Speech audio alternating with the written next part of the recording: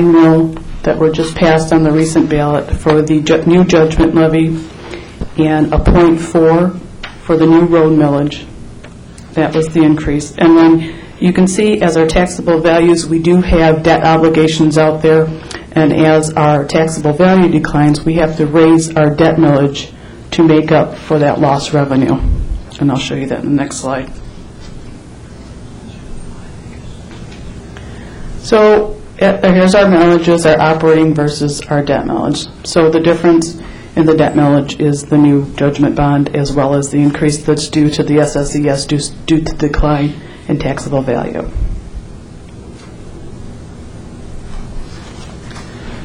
So here's our total of property taxes that we've collected over the years. Again, our property taxes in this slide, I mean, we could go back to history, but you can see 2006 all the way to 2011. And they're actually at about the same level. 5 years later, we're still looking at that same taxable tax revenue.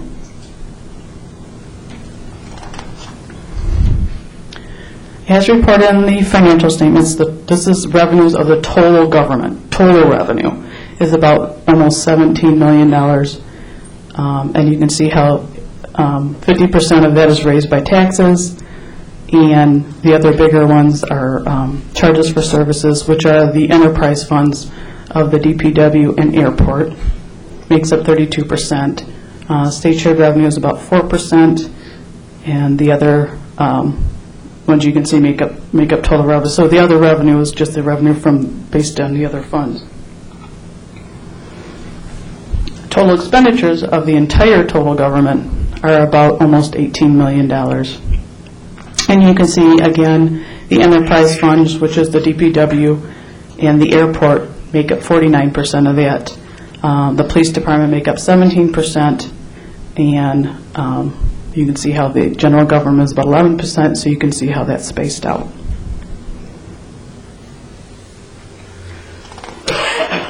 The next one is the big concern over employee cost. So I thought it would be appropriate to address this issue. So the blue one is gross wages. So you can see there was a high in 2010, which was coming out of a good year. And then you can see as the economy gotten less, we've made reductions in staff where possible. And you can see how our total payroll has dropped.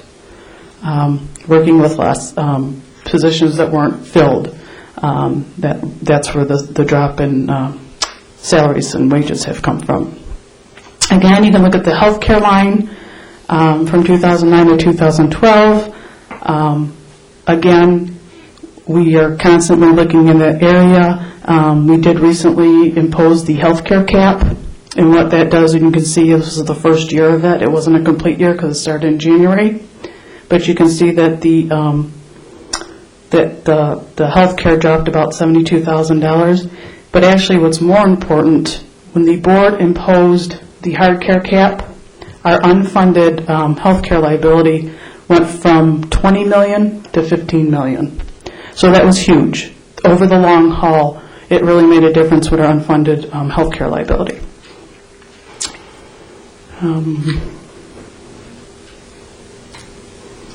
Next, we're just going to look at the fund balances of the different funds. So you can see the road improvement fund balance is about $485. That went up a little bit from last year due to the millage, increase in the millage. The open space fund balance at March 31st was $1.6 million. The public safety building was $87,000. The drug enforcement law was about $577,000. The fire operating was 1.1, and the fire equipment was $925,000.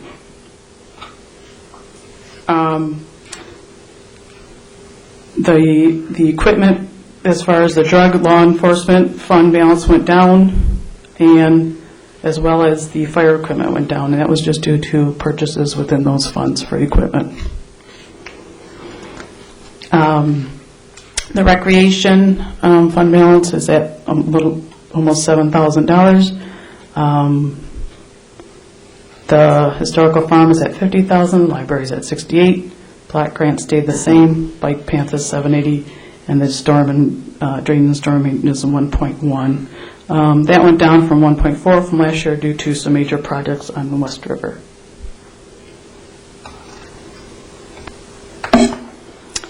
Then we're going to give a brief look at just the revenues on the propriety type funds. These are the DPW, the airport, and the recreation activities of the golf, marina, and pool. As you can see, the change in the water and sewer, it went up from last year. That was due to rate increases, even though our usage is about the same. Our water level of what we're purchasing from Detroit is at a stable level. It has been falling over the last couple of years, but it's kind of stabled out now as far as how much water usage we use. On the airport side, the Commerce Park revenues has basically now, he's gotten some new tenants in, so that's promising that the Commerce Park revenues went up. Fuel went up due to fuel sales, was a result of gas prices. As far as Water's Edge, the golf revenue went down about 17%, but we were talking this was the rainiest season ever, so it was not the past season, but 2 seasons ago, which was a truly rainy season, and the revenues went down there.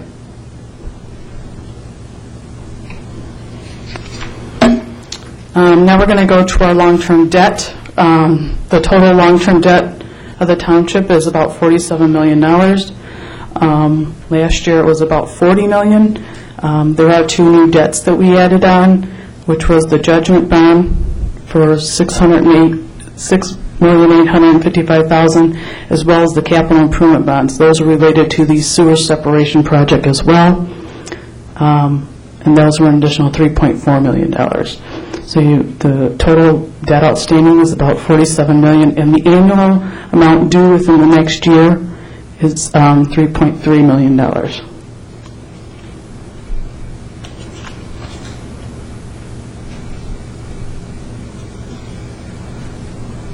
I just want to go back real quick. For the government activities, those are, the public safety is a millage. The building authority is paid for with general fund revenues. Special assessment bonds are just that are imposed on the residents in those special assessment districts. And the capital projects bond is that from the Water's Edge. So the business type activities, all those bonds are paid for with either DPW rates or the 2 millages, which is the top one, that's a millage, and the judgment bond is a millage. The rest are paid for with your DPW water and sewer rates. Next, we're going to go to just general fund. Obviously, the area that everyone is most concerned with is our general fund position. So general fund revenues for the year are about $4.5 million. You can see property taxes make up 61% of all our revenue. Interest income is about $34,000. Oops, sorry. And state share revenues, $759,000, which is about 17%. The building department makes up $380,000, and the other is basically our cable fees, the administration fee that we apply within, and any police grants that are out there. If we look at our tax revenue history, from 2007 through the audited year of 2012, you can see that from like 2009, that was our best year, to 2012, our tax revenue due to the economy has dropped $554,000 we've lost from 2009 to 2012. Over that same time period, the general fund has lost operating losses of $783,000. So the majority of our losses come from just the decline in taxable value, as I showed you on the other graph. So, like I said, we are working with 2004 revenue values. So it dropped in 3 years. It dropped 16.5%. The problem is under Michigan state law, under the Headley, that can raise at no larger than 5% a year. So had everything stayed constant as far as the revenue, we would be stabilized. I'm going to show you a couple more graphs. If you look at state trade revenue, again, we've kind of stabled out for the 759 for 2012. So in the last couple of years, we've lost $95,000 in state shared revenue, or 11.2%. And you can see all this was without our control. It was what was given to us. The next one is total expenditures. Total expenditures were $4.7 million. Of that, police is $2.8 million, or 61%. And you can see the other areas are smaller. The administration is 13%, and the other ones are just small percentages that make up the difference.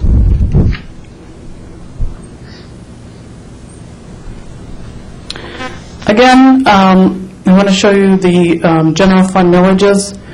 Basically, the general fund consists of one general fund allocated mill, which is this one. And basically what that is as a township, we can only levy this 1.85 original allocated mill. It's down to 1.26. That is the only millage that we can assess as a township without a vote of the people.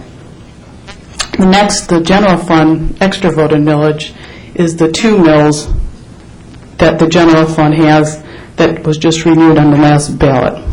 And finally, the yellow is the police extra voted mills, which is the 1.75. As you can see, since 2004, the millages have not been increased.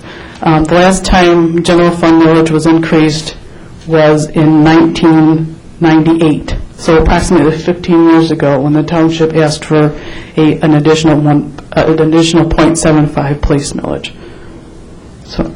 So they've stayed the same. Again, just property tax revenue versus police expenditures. As you can see, again,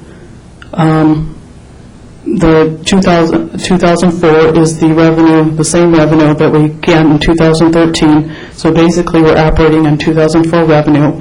The township realized that as in the later years, as revenue started to decline, expenditures were adjusted and relooked at, and positions were relooked at to help. Cuts were made as far as health care, so there have been actions taken to reduce those expenditures as well.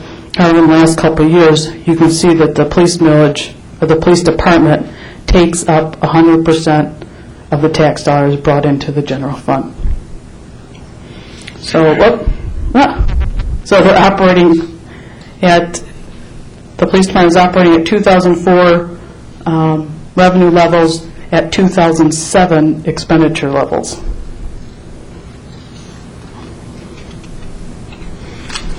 And then we're going to take a closer look at general fund. So here since 2007, the blue are the revenues, the red are the expenses, and the yellow is the fund balance, which is at the end of the day, that's your cash in the bank. So you can see that cash was going up. These 2 years were a little bit different due to, and I'll show you a detail of the toll bridge issues. And then finally, for 11-12, our fund balance went down by about $247.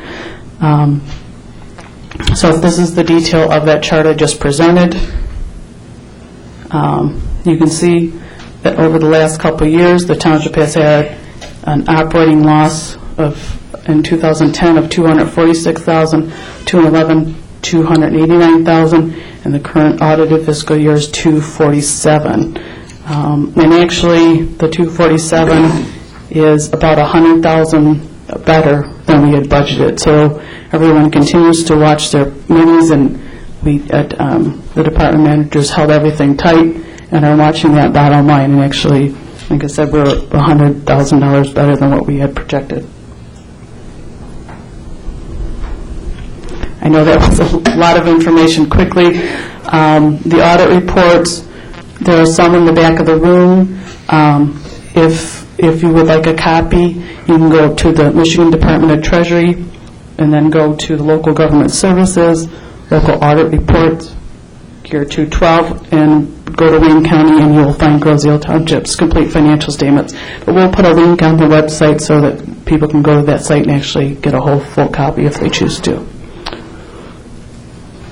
And that's the end of my presentation. That's what we work for. For those of you who saw we just finished our mid-year budget review, which I think is a great tool. It does force all the department heads to show and myself to the board members present and to you now that we broadcast part of it, where they are on their budgets. And you can see we're doing the best we can with what we have to work with. And you saw the precipitous decline in our income, almost, by my numbers, about 18% decline since the high of, and this slide shows it, the high in 2008 and where we are now. So a significant decline. And the taxable value plummets with the value of the homes. But as Ann brought up, we can only raise it by the CPI or 5%, whichever is lower. The only CPI raise we've had was 1.7%, so kind of pocket change. Not the inflation we're feeling, it's just the number the state gives us. This isn't optional. It was Proposal A that put that limitation in of 1996. So the property values can't go up more than 5%, but they can go down with the market. So they went down with the market, and hopefully they're starting to come back up. So we can. We're hoping, and so we can pay the bills. So what's next in the presentation? If there's any questions that you have for in the audience or the board for Tom or myself, we'd be glad to take them. Mr. Horvath.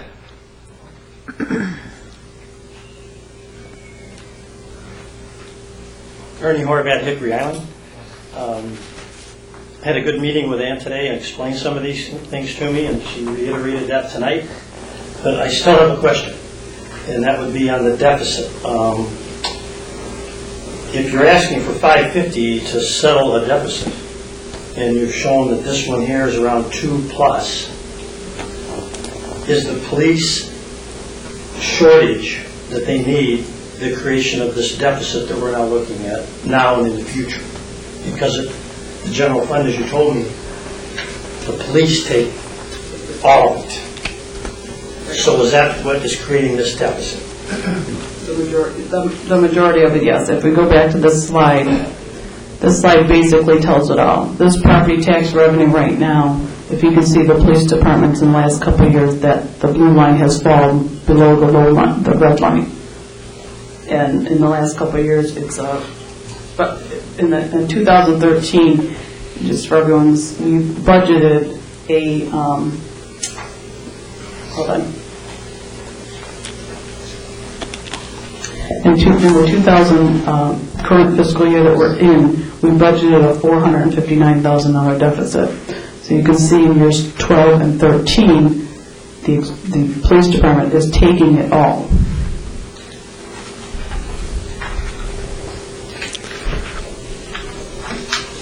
And in the last couple of years, if you just take those two differences, in the 12 fiscal year, that number was 95,000, or I'm sorry, this was 95,000 short. This is the 131 short. So they are taking 100% plus into the general fund deficit. Okay. When I went to the Treasury, as you suggested, on the website, those numbers were reflected there. So I'm interested in looking at the number for April 1st, 2013, what are we looking at there?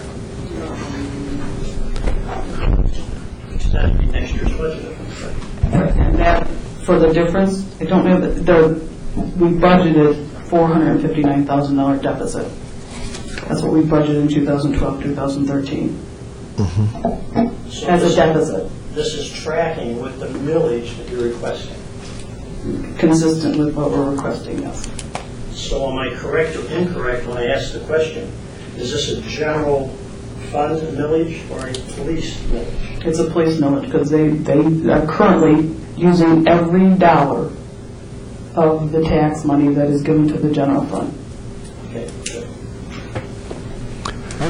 Other questions? Mr. Clark?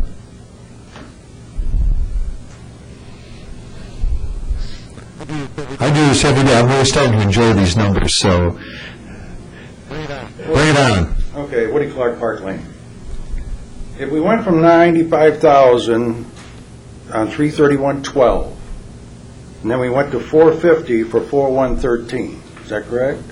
You budgeted 450 Right. April 1st? For the current fiscal year, the end of last year, we had a negative deficit of $247,000, as reported in the audit. If we only need 450, why do we ask for 550 for 5 years? It's due to increased projections and cost, and like I said, we don't know where the revenue is going to head. We're still projecting a 2% decline in taxable value. Who's going to get the rest of the money? If the police only need 450, who's going to get the other 100? They will get the new millage. The general fund needs to operate. We're in the deficit by So some of $450,000. the other departments are asking for the money that's No, in here somewhere. no, it stays within general fund. Why not? What they don't use will stay in the fund balance for Okay. rainy days Was the again. deficit caused entirely by the police department? Probably 50% of it. And it's due to our decline. We have nothing to operate as far as administration. We're operating on state share revenue. We're depending upon state share revenue and administration fees and interest income, which we know has declined as well. Okay, so the police department's going to get 450, and somebody else is going to grab the other 100,000. No, it could stay in the fund balance. The police department is going to get what they need to operate. In the recent years, they have been taking money, even at the numbers I'm projecting, they've been taking a lot of money out of their drug forfeiture for their equipment that originally was taken from general fund. But Joey's always saying he's below budget. He wasn't. If you look at last year's, he was over budget by like 89. But he says he's always staying under budget. There are some revenues that he uses as a. We all live under the same umbrella. Unfortunately, we save the same pot of money. There is in the budget. It's very detailed. There is some police revenue that make up his difference, but we call that general fund revenue. I could break it out if I could break it out and give. The way we allocate the budget is just property tax. I don't break it out for police property taxes, so I should put that in the police section with their revenue. But in total, when you look at this area, this is the area that brought light to this, because we are reducing his expenditures. When you look at this, in reality, are yours? You're dropping it from here to here? We're operating at 2007 expenditures. And what is that? Are you operating at 2007 expenditures? No.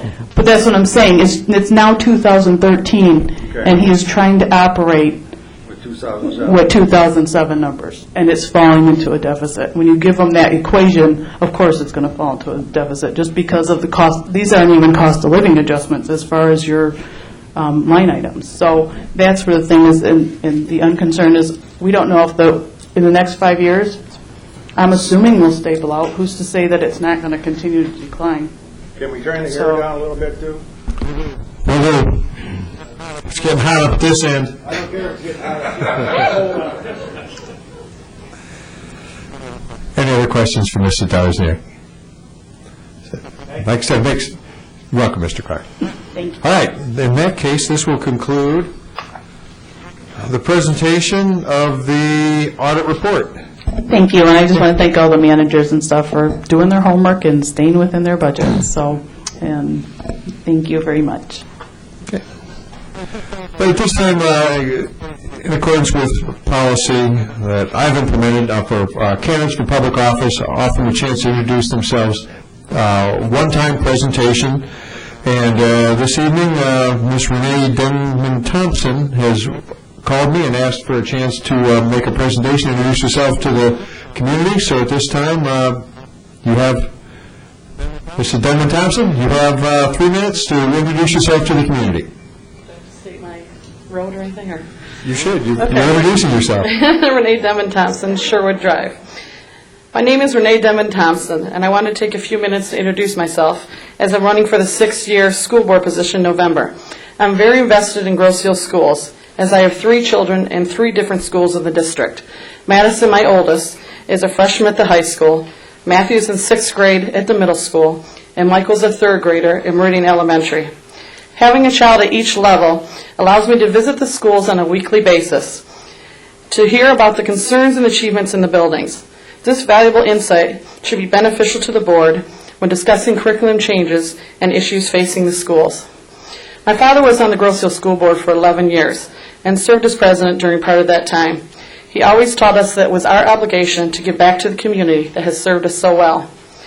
Not only do I have the financial qualifications to fulfill this position, but I have the desire, energy, creativity, and dependability to be a productive member of this team. So if given the opportunity, I would like to follow my father's footsteps and serve on the school board. I've been involved in a variety of leadership roles, from co-president-elect, co-president and treasurer of the PAT, to Island Co-op president for 3 years. I've been the Give Building coordinator for Park Lane Elementary for 4 years, and I've been involved with the school's finance committee, sinking fund committee, world language committee, Give Pig Roast committee, den leader for the Cub Scouts, and part of the Grosse Ile Golf and Country Club swim team committee, just to name a few. In addition, when I was co-president of the PAT, I co-developed and marketed the Give Them a Boost Booster Club fundraising program that has earned over $400,000 to date. Prior to this program, the schools were only receiving 50% of the fundraising dollars.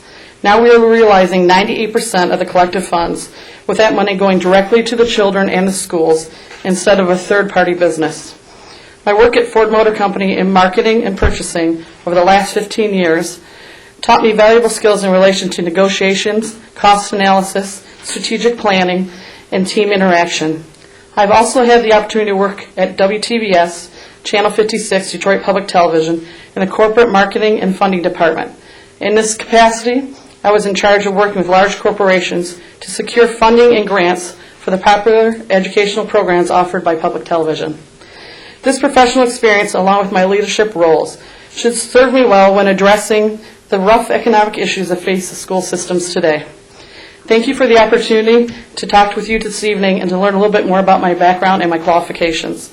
I look forward to answering any questions you may have. You're also free to visit my webpage on Facebook, Friends to Elect Renee Thompson. Thank you for your time and your support. Okay. Thank you, Mrs. Thompson. The other tradition is there's no question and answer period after that. If you want to ask your questions, you have to stick around to the end of the meeting.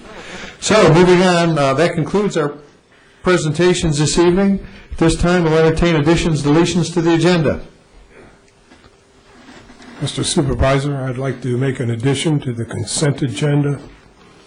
Number 3, authorization for the Finance Department and accounts payable to process and distribute payments through November 21st, 2012, and from December 10th, 2012 through January 11th, 2013, due to the lack of meetings in November 12th and December 24th, in accordance with the official meeting schedule and closings. Okay, I'll support that. Discussion among the board? All right, with none offered, those in favor of including consent agenda item number 3, signify by saying aye. Aye. Aye. Opposed? It stands amended.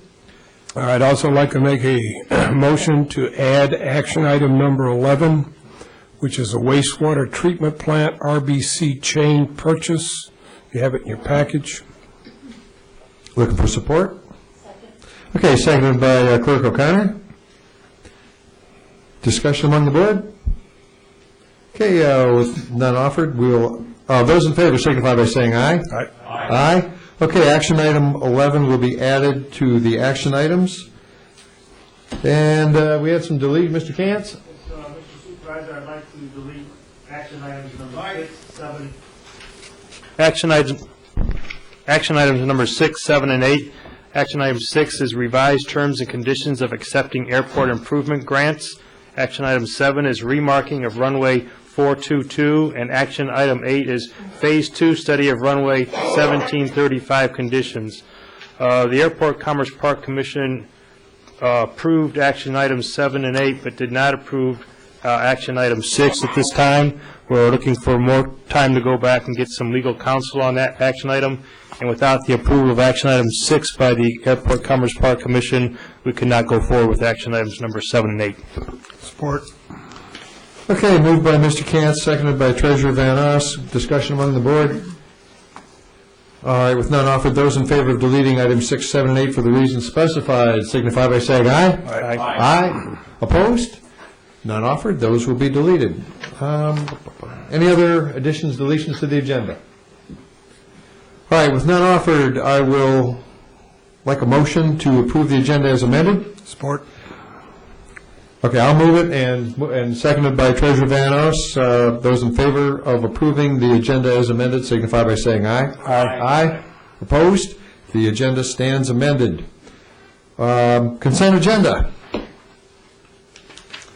Mr. Supervisor, I'd like to make a motion to approve the consent agenda 12-096, which includes approval of the minutes of October 8th, 2012 regular meeting, the approval of check register dated October 19th, 2012, and authorization to process and distribute payments due to the holiday closings as previously mentioned. Well, we've got support. We have seconded by Clerk O'Connor. Discussion among the board. Mrs. Frucci. This is just a question. I noticed that Sharon Gray wasn't at our last meeting for the minutes, and I just wondered how the minutes got done so well. I watched the entire meeting on the internet. As all of you are able to do. Thank you. And just so you know, that's totally acceptable. Okay, other questions from the board? None offered. Those in favor of approving the consent agenda as amended signify by saying aye, please. Aye. Aye. Opposed? The consent agenda is approved. Now we will step to, before we start our action items, a public hearing on the renewal of the Downtown Development Authority and Tax Increment Financing Plan. Who's making the... Thank you, Mr. Supervisor and members of the board. Did you want me to make the presentation before the hearing? It's just a quick one.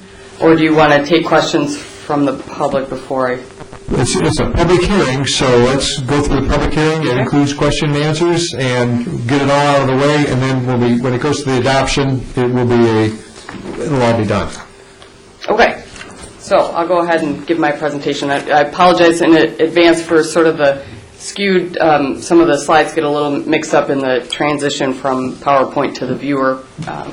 But my name is Sharon Hood. I'm with LSL Planning. I'm here with Brian Gordon, who's you probably recognize his face better than mine. But I've been here a few times working on the Parks and Rec plan and gave a presentation on Complete Streets. I don't know if you all remember, but it's great to be back. And this time around, I'm here to help the township complete its DDA plan and tax increment financing plan updates. So I have a quick presentation just so that we're not going into the discussion cold. No,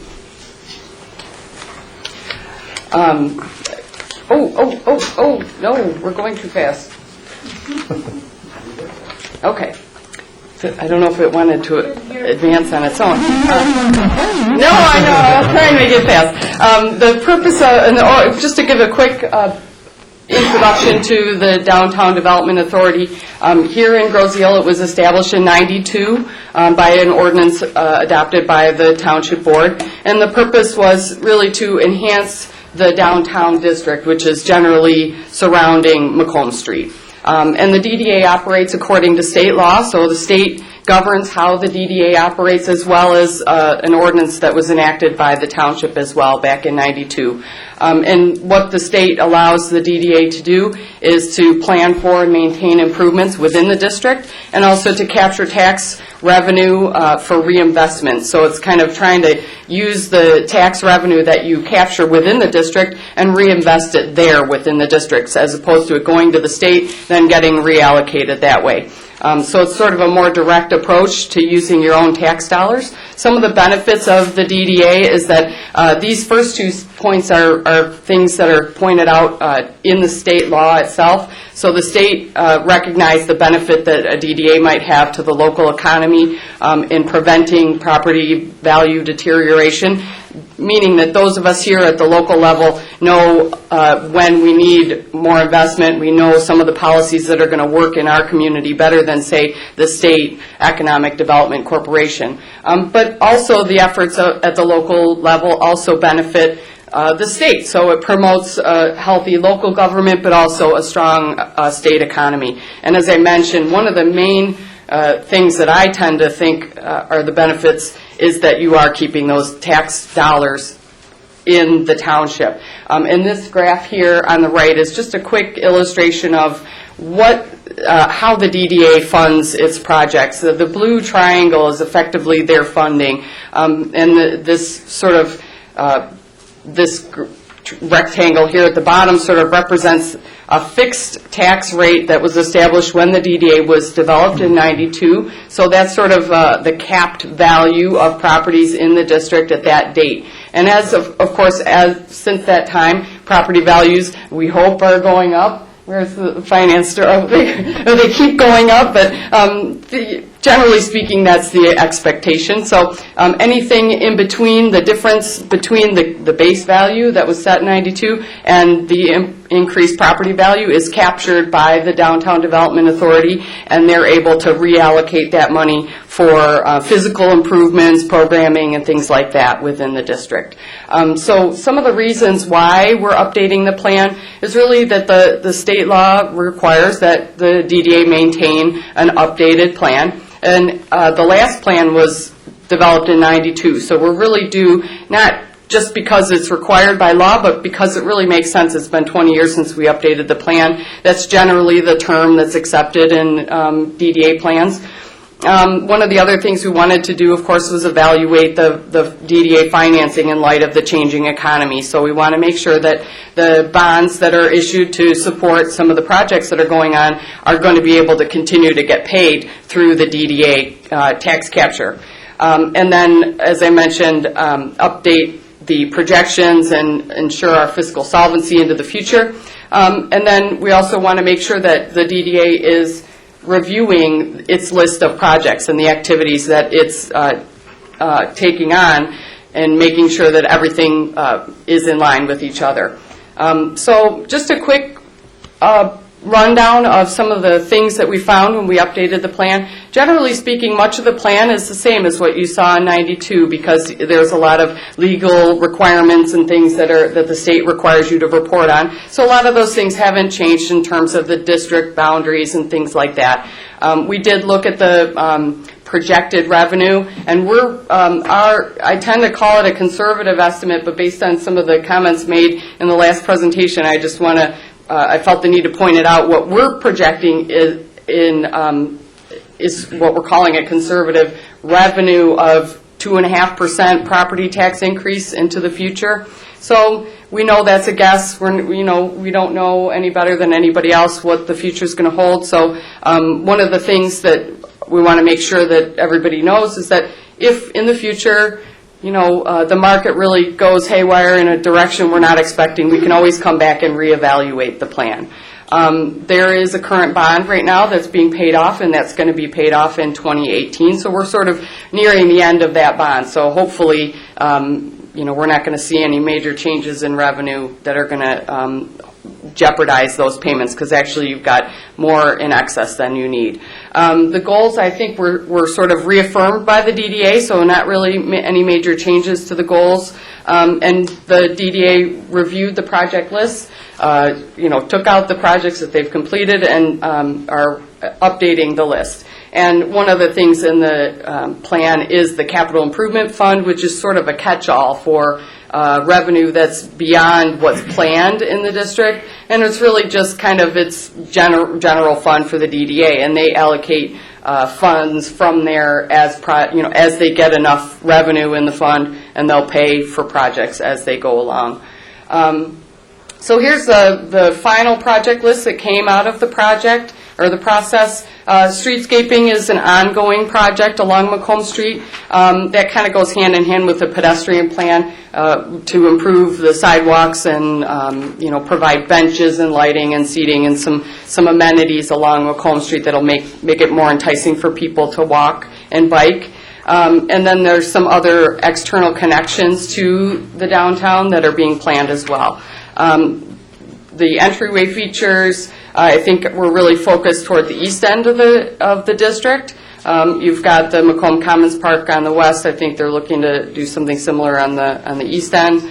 And then the retail market analysis is also part of the DDA plan, and that I think the last time the plan was developed was in '92, so we might be due for another check of where we are market-wise. So that's just something that's suggested for the future. And then, generally speaking, the DDA maintains the things that it has improved in the past. So we've got maintenance of parks and streetscaping things that they are just continuing to pay attention to. So with that, I know it was brief, but I wanted to keep it as short as possible, although I probably still was more windy than I should be, as Brian will say. But I want to thank all the members of the DDA, and Carol especially, because she's very helpful with the update. And we're here to answer any questions that you might have. Okay, first open up to the board. Questions for Ms. Hood, or any DDA questions in general. What does the DDA do? And with none from the board, I'll open it to the public. Sorry, Mr. Fucci.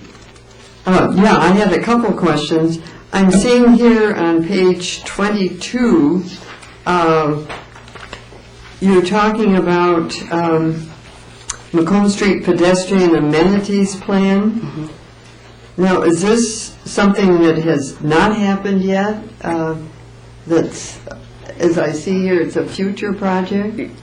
If you want, do you want to come on up and help? I think a lot of these are some ongoing projects, and what they did to change this plan, I think we're talking about some of these additional points at the end. Is that not right? Some of the extra connections? Yes, they want to keep working on the same things that they've already started with keeping it very pedestrian friendly. The Bicycle and Pedestrian Advisory Commission wanted to make sure that we included them, to make sure that we linked to pathways and roadways to continue that, and just to continue the beautification that's already started. They're looking at additional benches, landscaping, that sort of thing. And then I also see a possibility of a waterfront park. Now, is this a park different from the one that we just dedicated tonight? I can't, the DDA always felt that the east end of Macomb Street could be utilized, being there right at the waterfront, to have some sort of park where people could park their boats, come up the walkway and walk up Macomb Street to either dine or shop along Macomb Street. So that is still something that's one of their goals or projects that they hope to accomplish, but as monies become available. Because I remember when that observation deck this was like 20, 30 years ago, and it just seemed a shame at that time that it was just an observation deck when it was right on the waterfront, and we were told that they couldn't, that the ADA regulations, we could not have steps going up because it wouldn't be ADA accessible. And I'm just hoping that you can get around that or provide something. But, just down the shore, we have this park-like place, and this would be an additional one then. Okay? Thank you. Other questions from the board? Mr. Modesto. I don't only other question, I'm a little disappointed that we don't have a member or members of the DDA here to help make this presentation. I'm sorry. Susie's here. But, because it makes it seem like this is more of a commercial program as opposed to a local program, so. Okay, we've got the chairman, Ms. Susie Harrison is a DD, I mean, I'm the liaison to it. And Carol's our secretary, so we've. It'd just be a little more heartfelt if members of the DDA were, part of this presentation. That's my concern, or my feelings.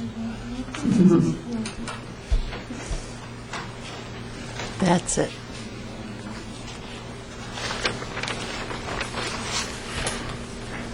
Good evening. I'm Ron Moran. I'm the chairman of the Downtown Development Authority. Been a member since it started in 1992. Obviously, Sharon did a great job explaining the update and the projects that we have going forward. Unfortunately, the tax collection that we had anticipated years ago hasn't really increased like we wished it would have, so we don't have as much money to spend on some of the projects that we'd like to do. But as that tax collection either stays steady or increases, we'll be able to do more of these projects. And obviously, we're trying to put together a plan that looks out 20 years, which is very difficult to do because you're trying to predict what kind of income you would have and then what kind of projects you would want to do over that 20-year period of time. So that's why we rely on people like LSL and the rest of the DDA members to help us try to do that. So it's just like your job, it's difficult for us to try to predict what will happen in the next 20 years. Ms. O'Connor. Sorry, did that satisfy concern? So it is.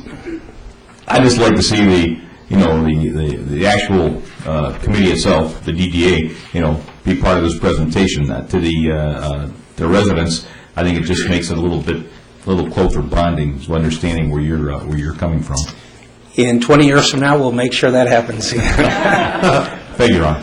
Ms. O'Connor. I just wanted to say while you're there, Ron, and Sharon too, and I see Susie Harrison in the back. It's nice to have an opportunity to acknowledge you and the work that you're doing in the downtown area, in the Macomb Street corridor. And I'd just like to say, just from my own personal experience, the changes that have occurred there in the last 10 years from when we began redeveloping the street and putting in the sidewalks on both sides, and now to actually the flower baskets that the Garden Club has donated. You really have a great group of people working together to really make that street become someplace nice for people to go.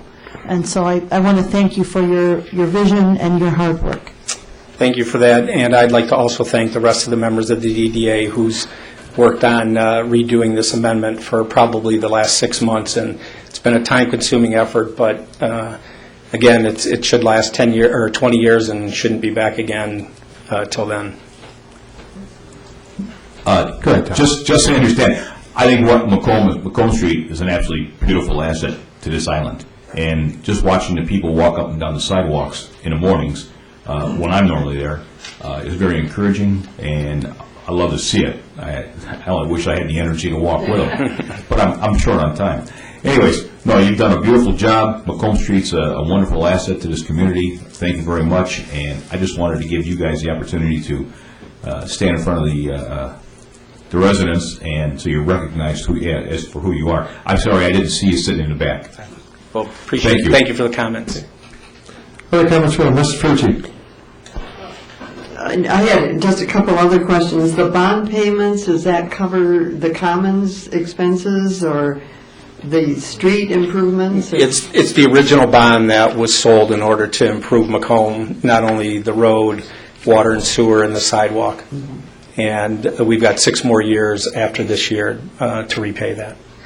And my other question was, I see you mentioned of promoting business on Macomb Street. There's so many empty shops now.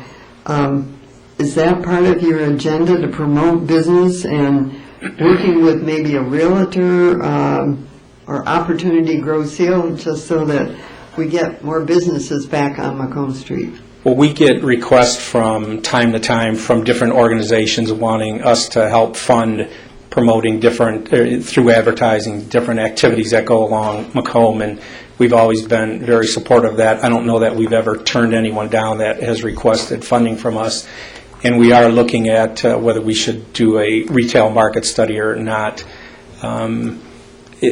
We may have the only kind of businesses on the island that we can support. Obviously, it's all done by population and what kind of activity you have on the island. So we've set up a subcommittee that is looking into that, whether or not we should do a retail study or not.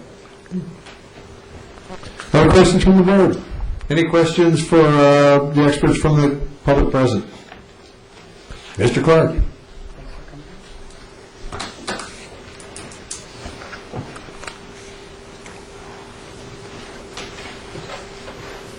Woody Clark, Park Lane. How much do we pay LSL,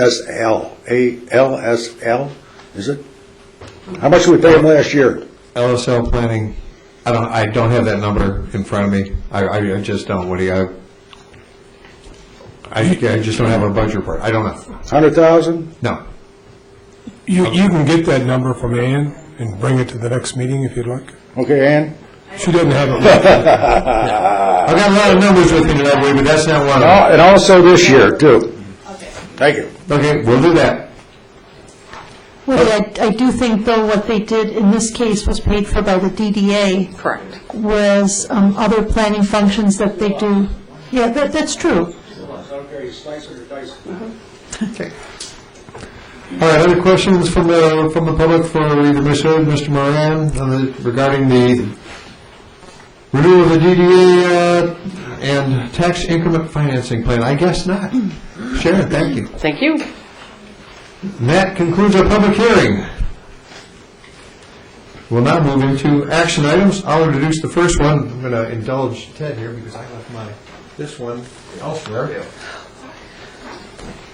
So I move that based upon a recommendation of the Downtown Development Authority to approve the renewal of the Downtown Development Authority and tax increment financing plan. Support. Seconded by, thank you, Mr. Vanos, for seconding. And you already heard some of the background on it. The DDA was created by ordinance on July 27, 1992. Initial plan adopted on April 26, 1993. An amended plan and ordinance was adopted June 14, 1999. The initial plan timeframe was 1992 to 2012. The renewal plan will cover 2012 to 2032. It's another 20-year plan renewal. Comments among the board? Just a comment. Oh, I'm sorry. I'd like to thank all the members of the DDA. It's another one of the organizations that helped Grosse Seal move forward. I know you get paid a lot of money for what you do. I want to thank you for that. It's a well-spent budget. I wish all our budgets were that small. Thanks, Ron. Susie, appreciate it very much. Thank you, Mr. Vanos. Other comments from the board? Additional comments from the public present? All right, with none offered, those in favor of approving the renewal of the Downtown Development Authority and tax increment financing plan that was just presented, signify by saying aye. Aye. Opposed? None offered. The plan has been, Ron, thanks again, and the DDA, all my fellow members, Carol, thank you. We'll do our best to keep improving Macomb Street for everyone. Let's move to, action item number 2, acceptance of the Township Audit Report. And I will move that we accept the Township of Grosse Seal Financial Audit Report with the supplemental information for the fiscal year ending March 31st, 2012, as just presented. Support. Seconded by Treasurer Vanos. The history, purpose, and explanation. You just went through the audit report. We are required by law to audit our books, have it thoroughly scrutinized by a professional outside party, Hungerford and Company, Mr. Monteleone. You just heard the audit report. So, questions, comments from the board? Mrs. O'Connor.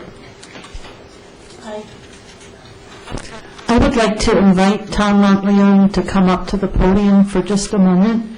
And I apologize in advance if this is an uncomfortable question, but from time to time at our board meetings, we get residents that come up in public comment asking questions about our financial and accounting practices. Yes. And in reading your letter, it makes it very clear that the Township of Grosse Seal and its finance department staff are above board and following the regulations as they are.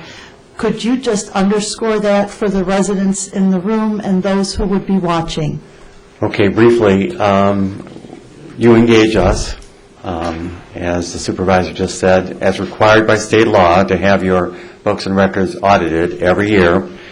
You've engaged us to do that, and we spend, just to give people a little background, it's hundreds of hours of audit effort, including confirmations, risk analysis,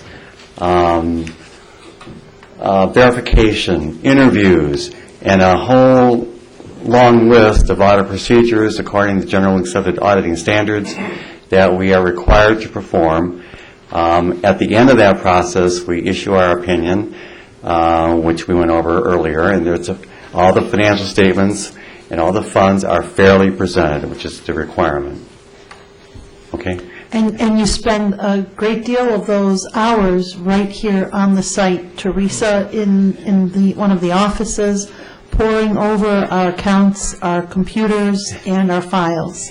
And you're giving me the opportunity to redeem myself, because you keep saying Mr. Monteleone, but I have to give credit to the manager on the job, Teresa McLaughlin, who is here most of those hours you just referred to, and we had other staff on the job also. As I mentioned, it's hundreds of hours.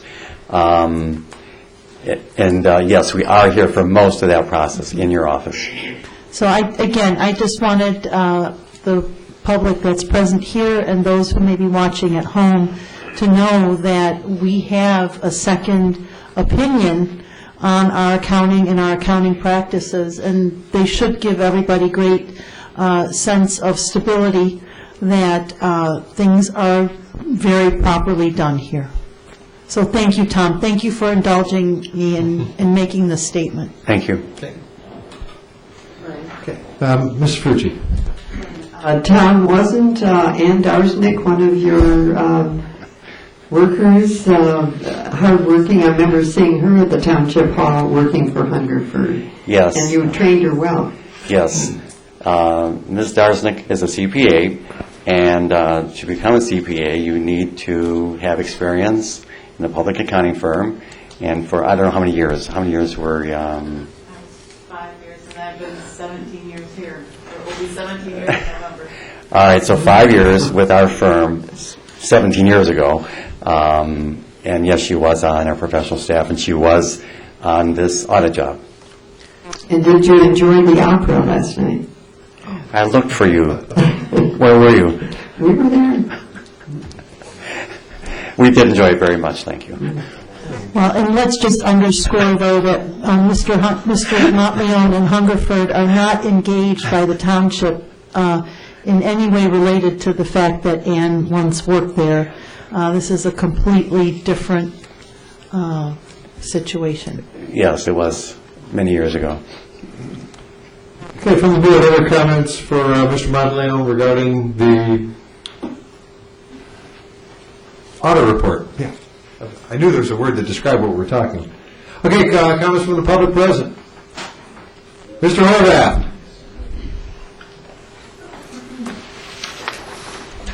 I have a question for you. Introduce. Ernie Horvath. I'm not running for anything. I just have a couple of questions. In the process of the budgeting, there's a budget report that goes in, the budget process that goes on probably all year here to make sure things are right. And then there's the report that goes in now at a 6-month interval. This would be the audit report, sometimes called, I believe, at the end of the next 6 months, the financial report. And could you explain to this audience and the people at home the difference between a comprehensive annual financial report, which is a standardized version that's used throughout the country, and what we do, financial report that's sent to the state? I think I understand your question. The comprehensive financial statements are the year-end financial statements. Your fiscal year-end is March 31st every year, and that's when the Finance Department prepares the comprehensive annual report, which is a statement of all the funds balance sheets, all the funds revenues and expenditure statements, the combining funds, the enterprise funds, what's known as the GASB 34 financial statements, which is a technical term for business-like presentation. All those statements, which Ms. Darstick mentioned are 60 pages, are in the comprehensive annual report. And on that report, we express our opinion. Does that answer your question? One follow-up. On the comprehensive report that's sent in, to isolate the fund balances that aren't restricted, dedicated, or assigned to any other accounts, that would give us our cash position, as I understand it, in a fund balance that's available for anything. There's a report that you would send in to do that. And I'm looking for that cash balance. All those funds, all the funds, and there's 25 funds, something like that, about 25 funds of the township. All those funds have statements of assets and liabilities. All those funds have cash balances. All those funds have other assets and liabilities. And after the restrictions and after all the other requirements, there is an unassigned fund balance, which I think you mentioned, which roughly equals the cash, but not. That's not a tight definition. It's okay? variable, yeah. Because there are other assets and liabilities. But that is a kind of a rough estimate of the cash balance, yes. And that would be on the website at the state, and we can see what's unrestricted and available. The entire report, the entire comprehensive annual report, is on the state website. Thank you. You're welcome. Other questions? Mr. Clark. Mr. Clark, would you please tip your, thank you, please? Mr. Clark? No problem. Thanks, Woody. How much do we pay these people? Oh, it's in a, I remember the $30,000 range for the audit. I don't know the exact amount. I think between, the general fund is budgeted at 25 and then some of the other funds, so I think in total it's around 35. Don't hold me to it, but Okay, it's around 35,000. $35,000 a year we pay them? That's And correct. We paid about the same amount last year? Yeah, the rate hasn't gone up. Okay.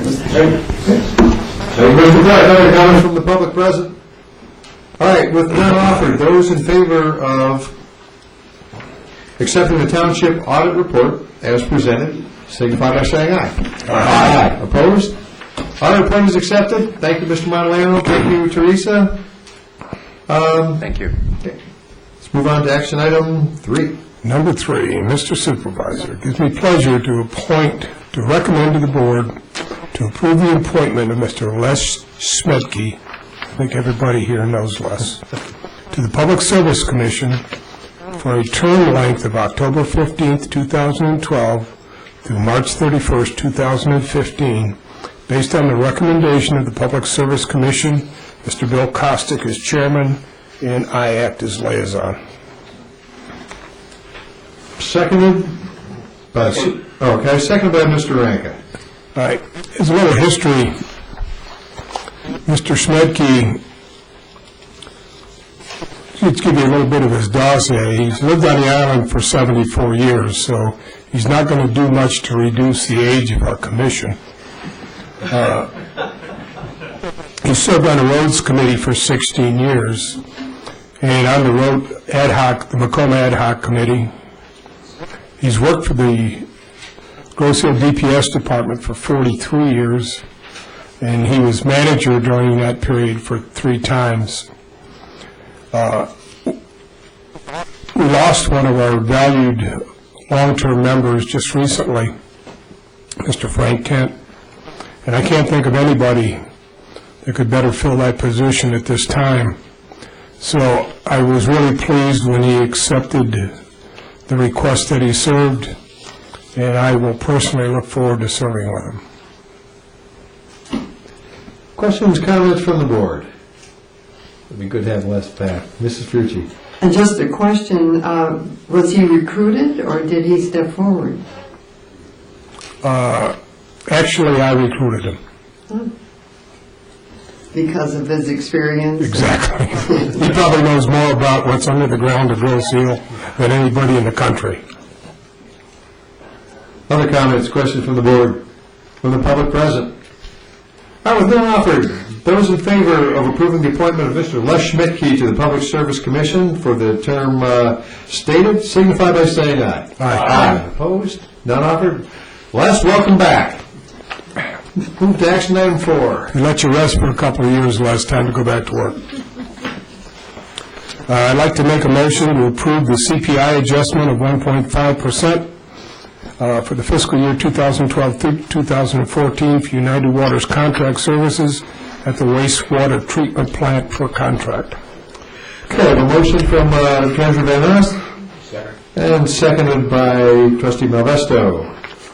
Going to turn it over to Mr. Sedlock for the background.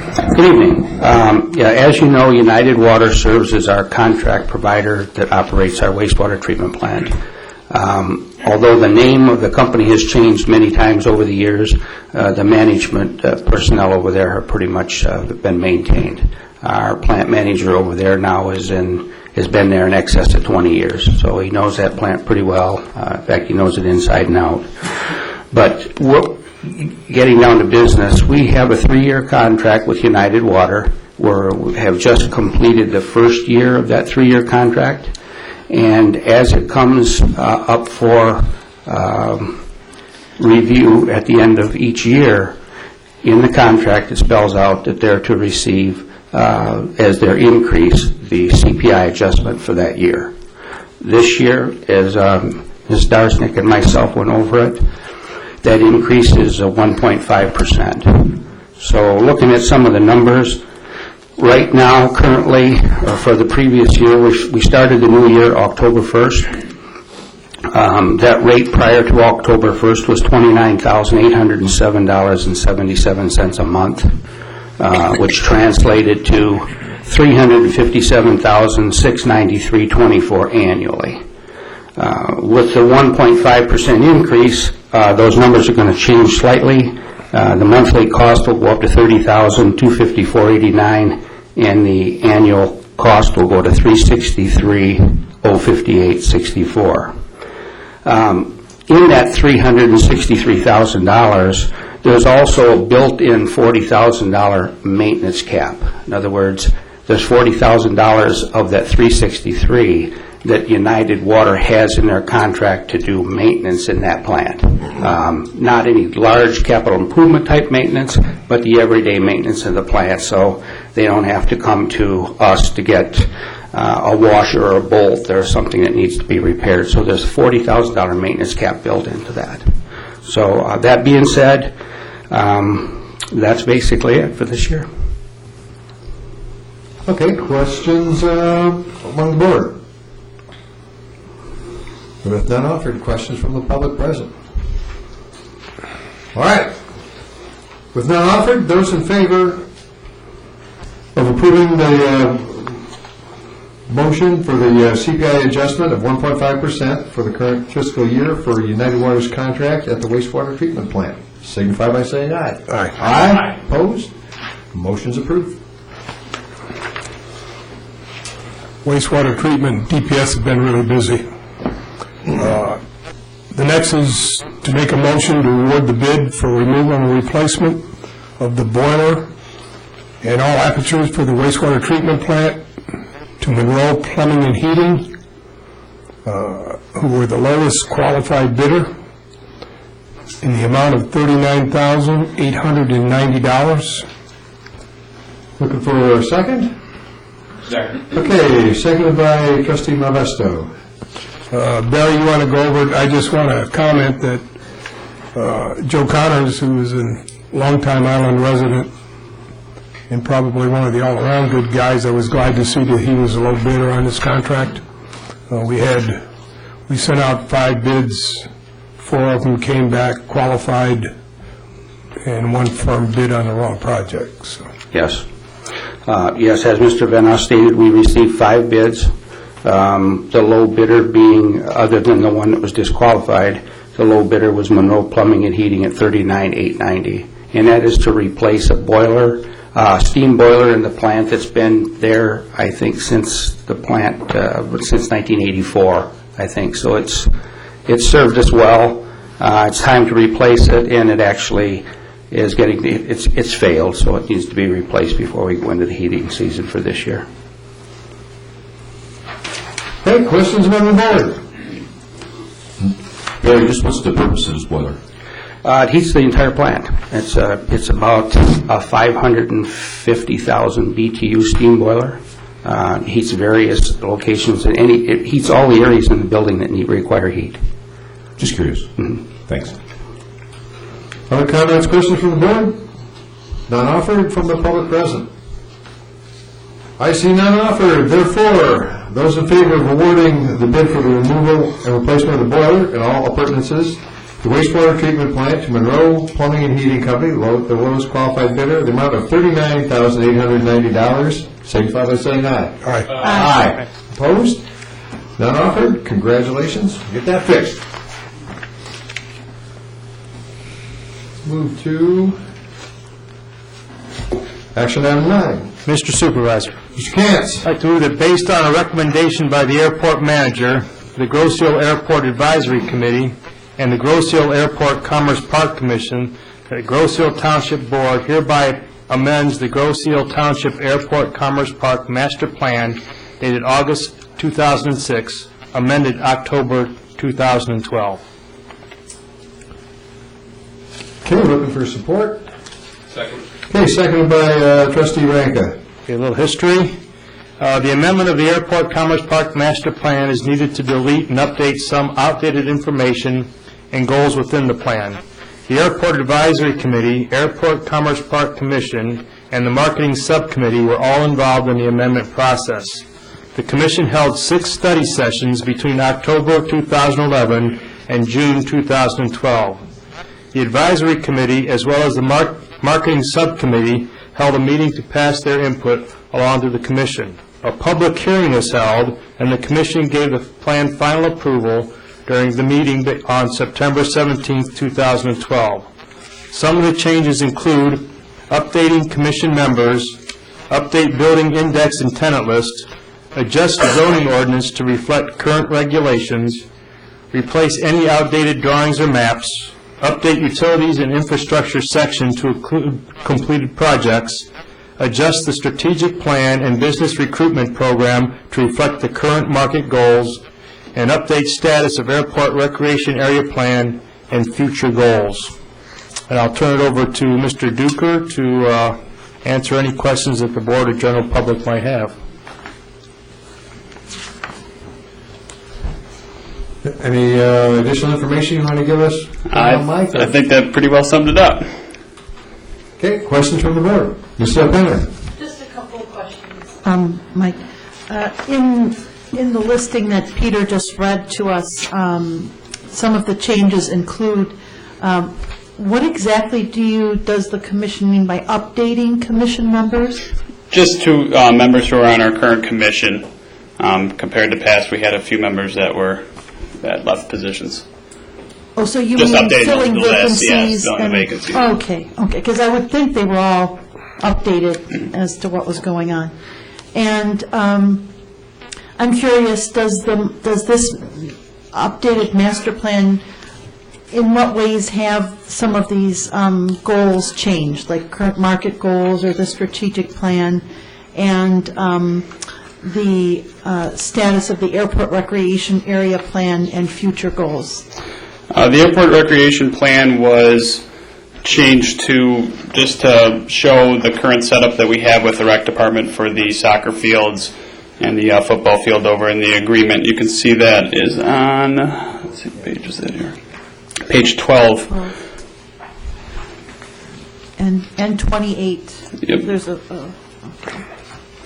And then we also changed the strategic plan. We just updated that to kind of reflect the current market that we're in, businesses that we want to attract, and what we think the purposes for our facilities are. Just some fine tweaking and wording. So really nothing substantial has changed except kind of refining a vision? Yes. Okay. Other comments, questions for Mr. Duper from the board? Questions, comments from the public present? So this will be the first revision. I assume the 2006 plan was when the airport was split, the Commerce Park and airport were split off to separate commissions and committees. So this will be the real first revision to that Commerce Park master plan. I believe you are correct. So just a little bit of history there. I was paying attention. Those in favor of approving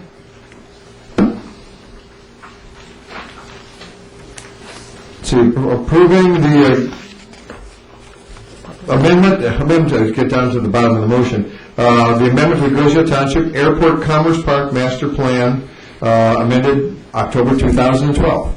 Signify by saying aye. Aye. Aye. Opposed? None offered. The plan stands amended. Did you ask public comment? I did. Oh, okay.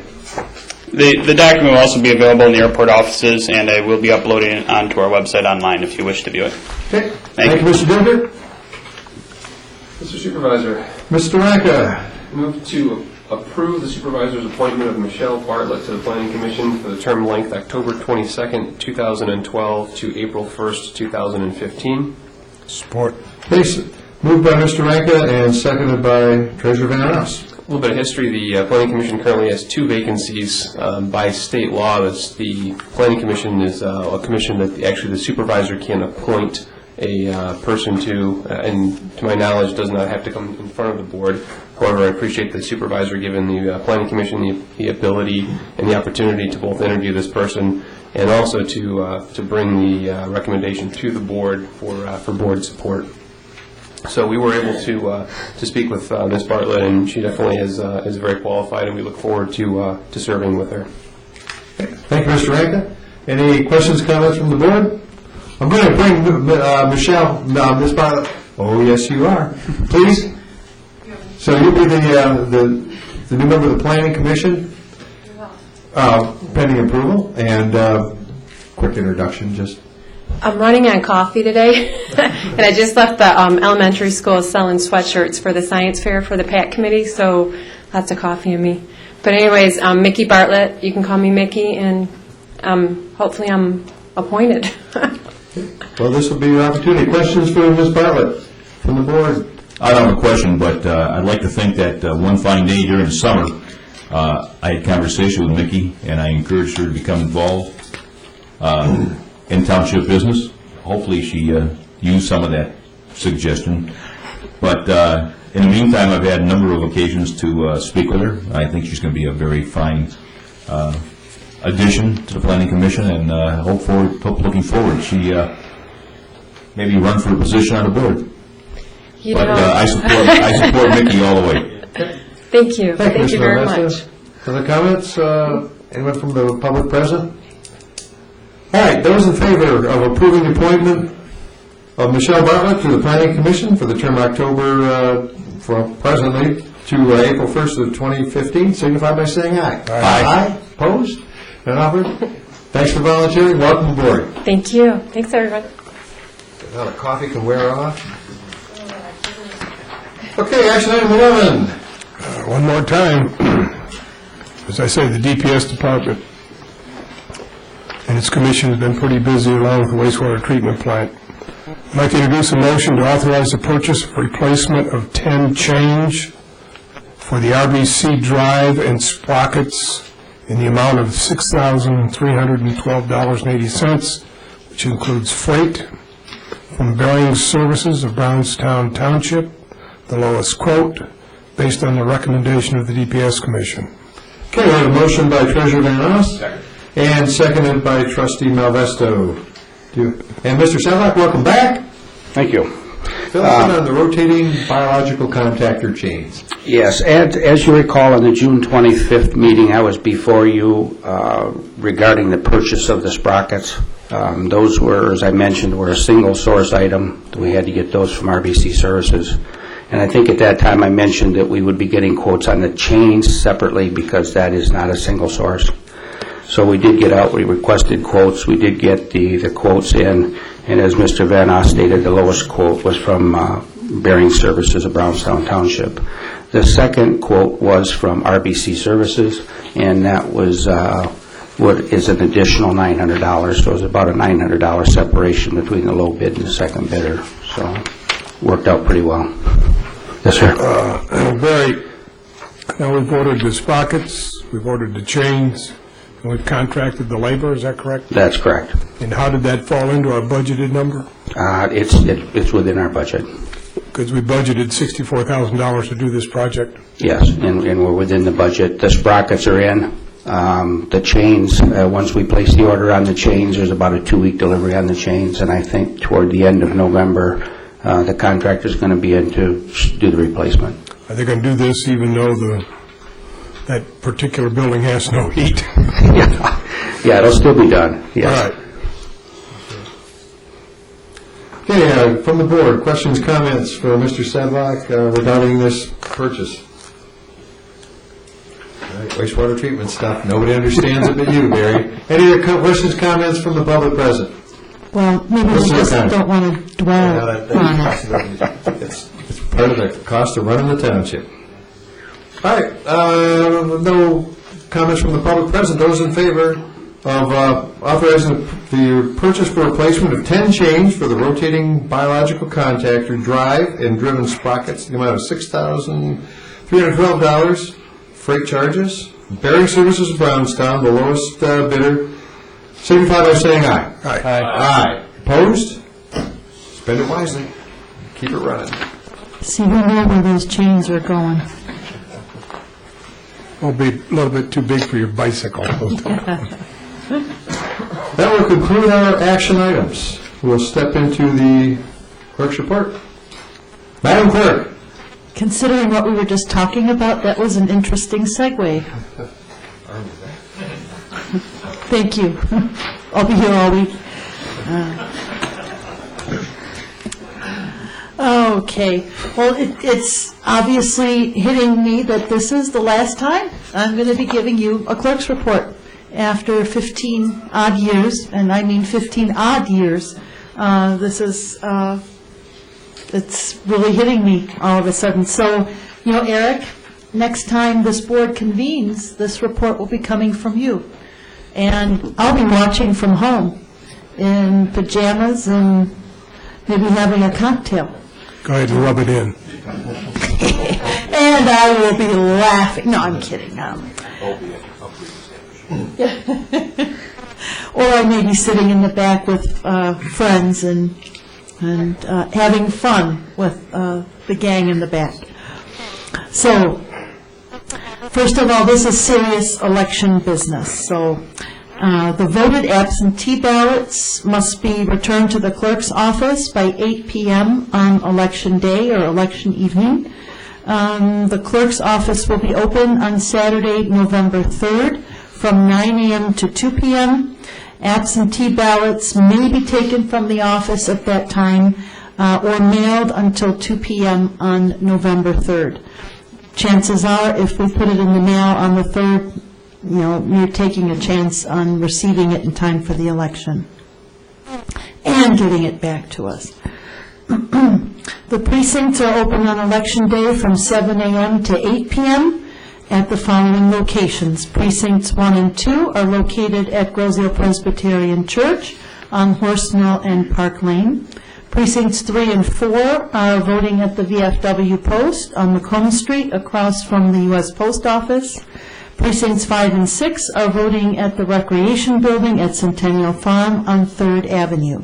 If you have any questions about which precinct your residence is located in, please do call the clerk's office. We have also maps available, but we'll be glad to let you know ahead of time. Sample ballots are available on the township website or from the clerk's office. Again, with a 4-page ballot, it might be a helpful thing to have folded in your pocket when you enter the voting booth. Information on the issues and candidates is also available from the League of Women Voters.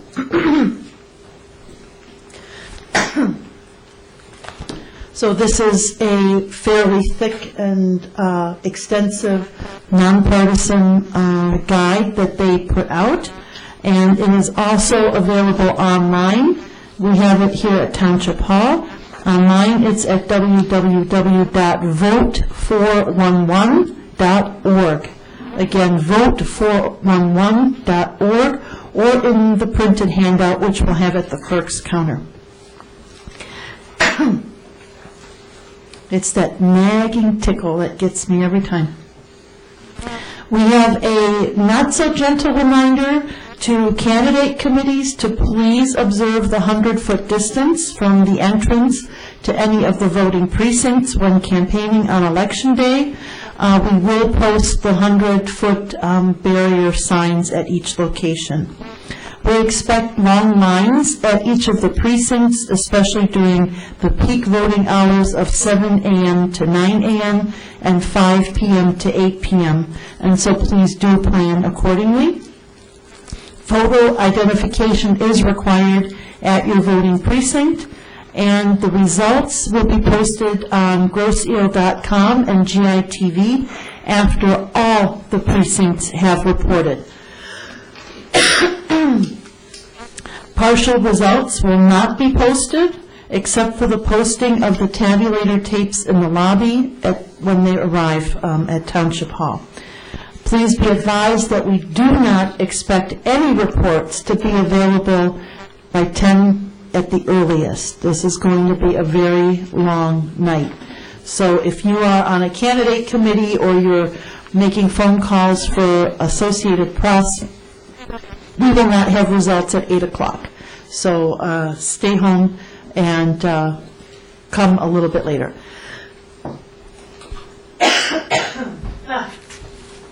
All right. So I just have a couple of brief comments. One last civics lesson. Oh, well. But I figure after 15 years, I deserve just a few more minutes of your time. First of all, I want to thank some people. I want to thank the first board that I served with. Doug Jones, Kurt Kobiak, Bev Dornbush, Pam Frucci, Dick Quincy, Les Neal, and Lee Wojciechowski. I want to thank them for giving me the first opportunity to serve Grosse Ile by appointing me in 1997. After that, the pleasure was given to me by the voters, and I'm very grateful to all of the people who have supported me with their votes or with their comments, even with their arguments over the past 15 years. I put together a list of names and then got worried that I was missing people. And so I just want you to know, you know who you are, you know I know who you are, and I just want to thank you for the friendship and advice, and also the thought-provoking and honest input that you've given me over the years, telling me right or wrong what different things were going on in the community and how different groups stood on different issues. And that was very, very important to me. I wanted to thank my township family, and you also know who you are. Together we witnessed the births and the deaths and the marriages and the divorces among our friends, our co-workers, and our neighbors. We raised our families together. You watched my kids grow up, and I watched your kids grow up.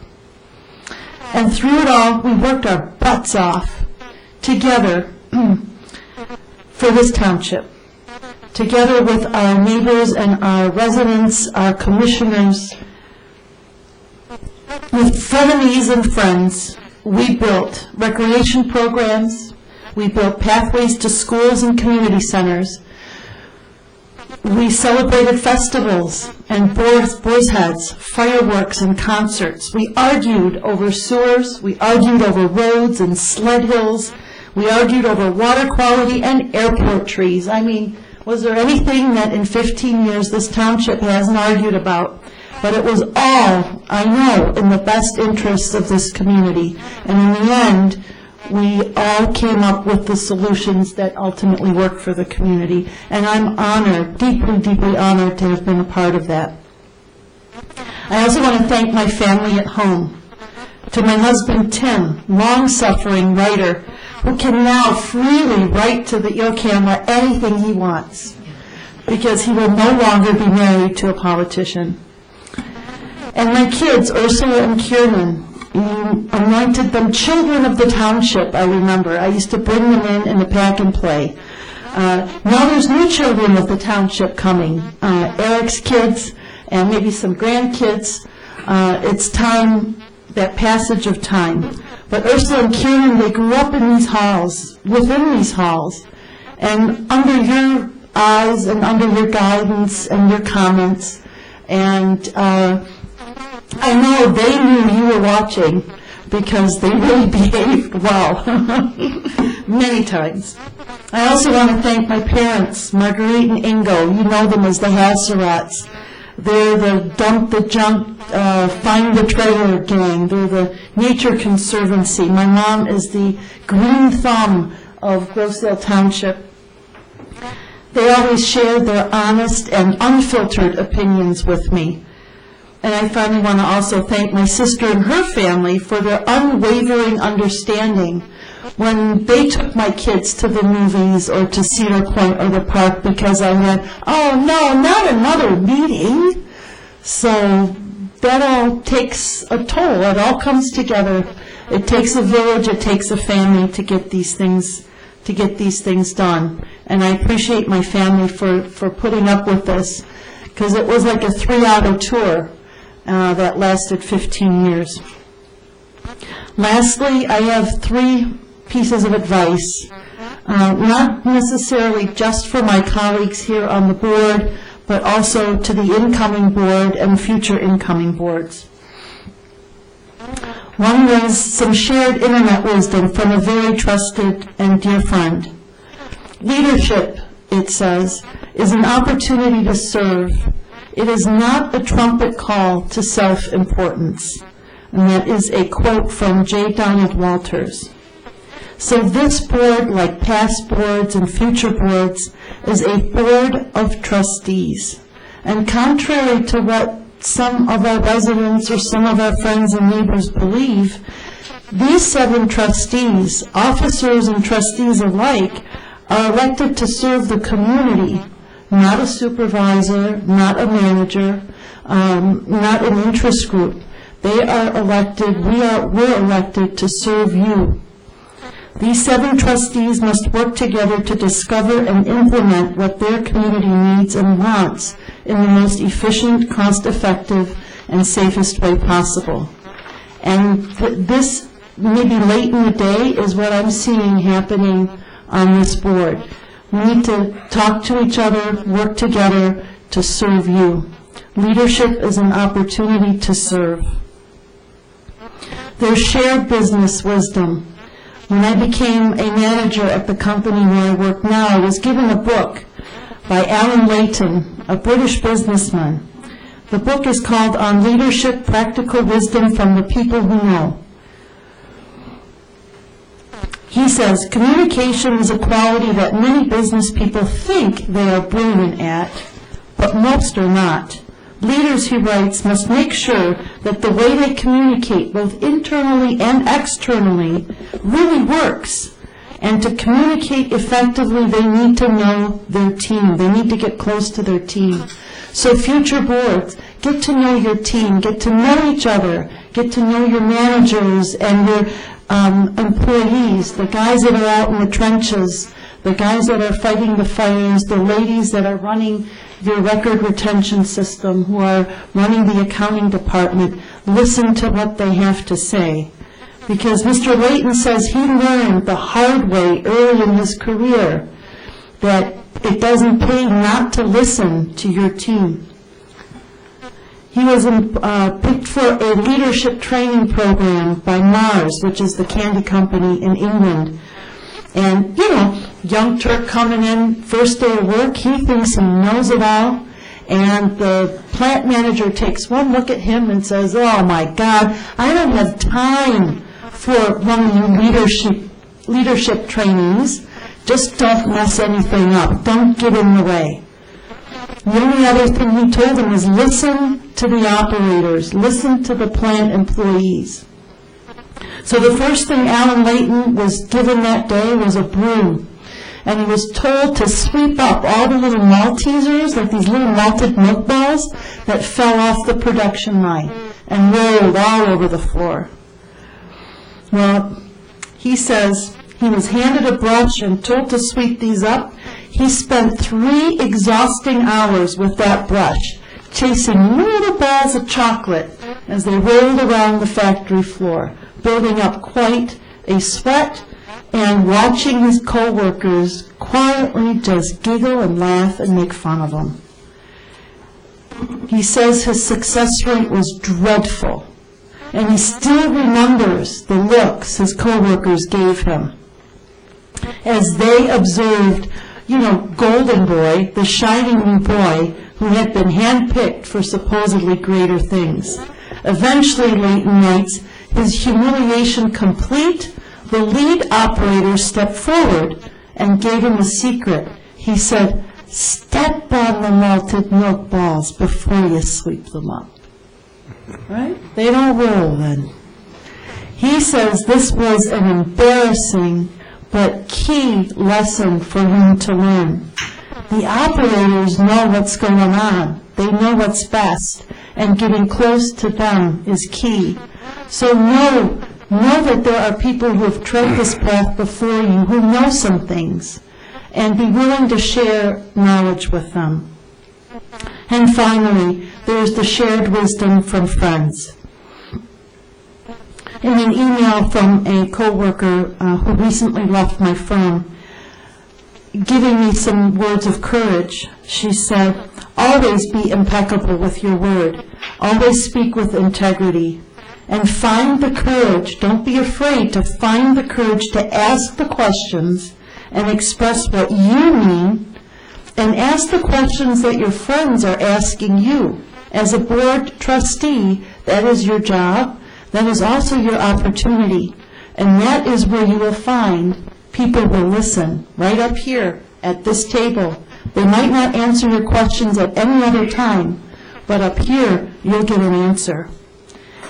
And work together to communicate and avoid misunderstandings, and develop an environment where everyone feels the freedom to challenge ideas, challenge the status quo, and to create new ideas that may be different from your own, because you may actually find that other people have something to contribute. I always like to bring up the old dog park example. I never thought it would work, and it's probably one of the most successful things at Centennial Farm that the Recreation Department and the Township Board put together. But it took time, and it had to be done properly to cover over liabilities and all kinds of issues. But eventually it got done. Same with our waterfront park that we just opened today. It had its bumpy moments, but Peter stuck with it. Our young Eagle Scouts stuck with it, and it's a beautiful project, and it's going to count on the input from all of you to become the park that you want it to be. So with that said, ladies and gentlemen, and boys and girls, it's been a wonderful, wonderful ride, and thank you again for the opportunity that you've given me to serve you. And now I look forward to some of you coming forward and serving us. And so, Godspeed to you. Thank you.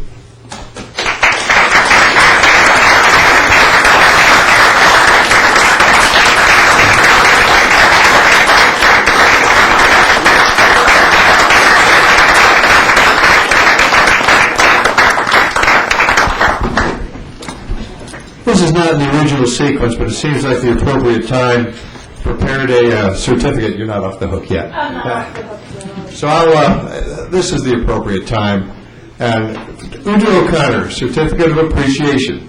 Whereas Uta O'Connor has served 15 years as a member of the Grosse Ile Township Board of Trustees, and whereas during her term as an elected official, Ms. O'Connor served in the following position: Township Clerk from July 1997 to November 2012. Whereas Ms. O'Connor has also served as a member of many township commissions and/or committees, and therefore on this date, October 22nd, 2012, I, Brian Loftus, on behalf of the Grosse Ile Township Board of Trustees, do honor and thank Uta O'Connor for her commitment and dedication to our island community, and it's signed by me, and it's yours. Oh, well, thank you.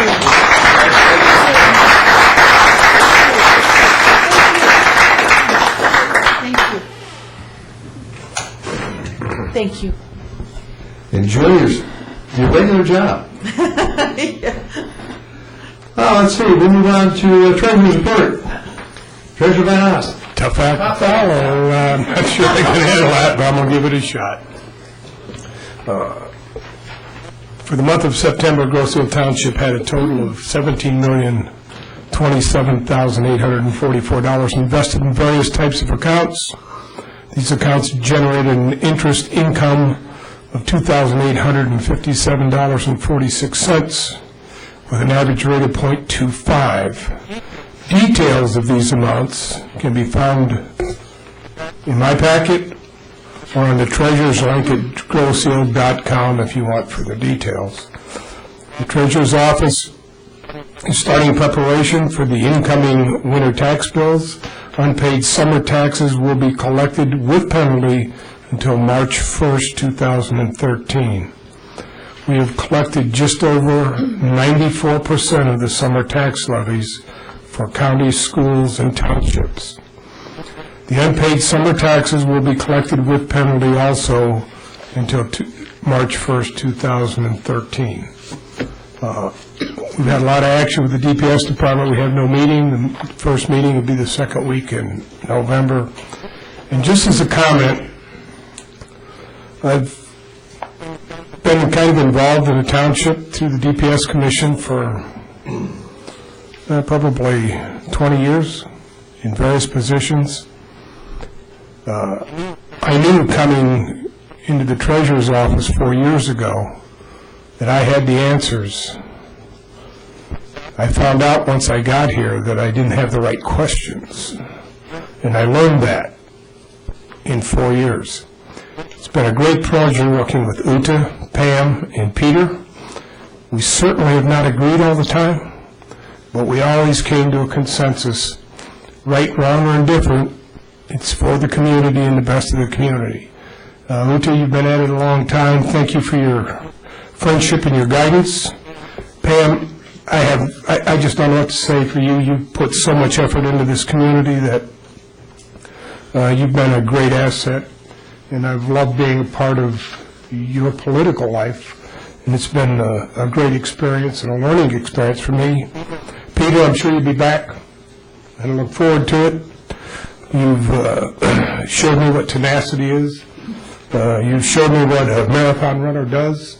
He just keeps running, and it has truly been a pleasure to serve. That's all I have.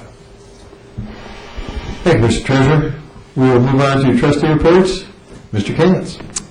Thank you, Mr. Supervisor. I'd like to report out on the waterfront park that Uta mentioned. The park is now open. The official opening was today at 7:30 this evening, and we had a tremendous turnout. I think there was someplace between 50 and 100 people there. A lot of those people were people that had volunteered to help clean up the park or made donations to the Eagle Scout project for the stairway. The Eagle Scout was there to eat the names.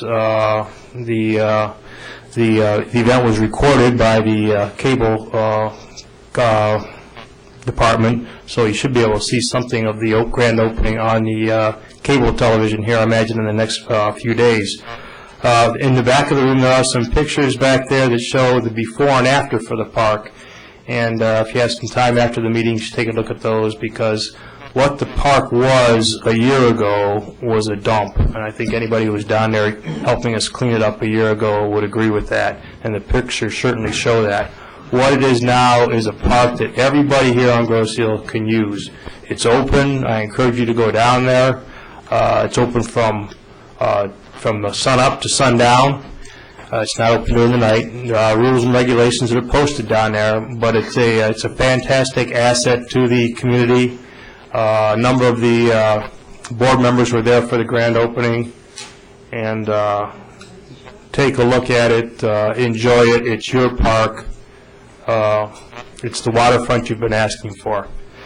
Another comment I want to make is that at the airport here, all the buildings are pretty much full. We had a vacancy about a week ago, and we actually had so much interest in it that the commission is now looking at perhaps putting up another spec building.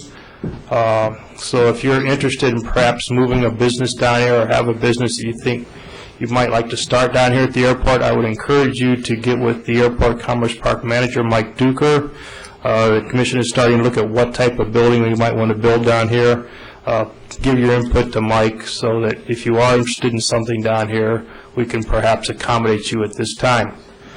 I'd also have to say that this is my last meeting as a board member, and I'm not going to even try to match Pam or Uda's record here on the board because I've only been here for 4 years. But it's been a good 4 years. It's been a learning experience for me.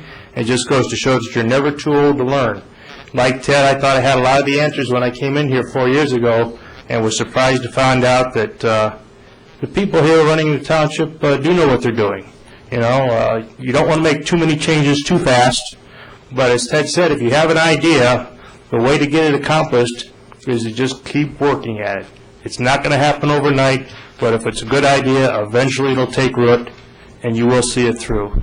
I've had a good time here the last 4 years. Like Ted said, I'm probably not going away. I don't know if I'll be back on the board, but I'm certainly not leaving the community. I plan on being very active in the community and continue to work for the residents here. Thank you.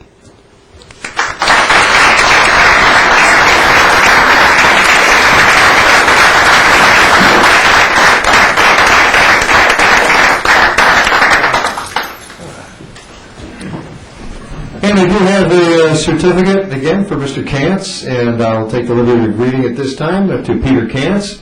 Certificate of Appreciation, whereas Peter Kantz has served 4 years as a member of the Grosse Ile Township Board of Trustees, and whereas during his term as an elected official, Mr. Kantz served the following position, Township Trustee from 2008 to 2012, and whereas Mr. Kantz also served as member of the Airport Commerce Park Commission. Therefore, on this date, October 22nd, 2012, I, Brian Loftus, on behalf of the Grosse Ile Township Board of Trustees, do honor and thank Peter Kantz for his commitment and dedication to our island community. And Peter, thanks for the work you got done in that short amount of time.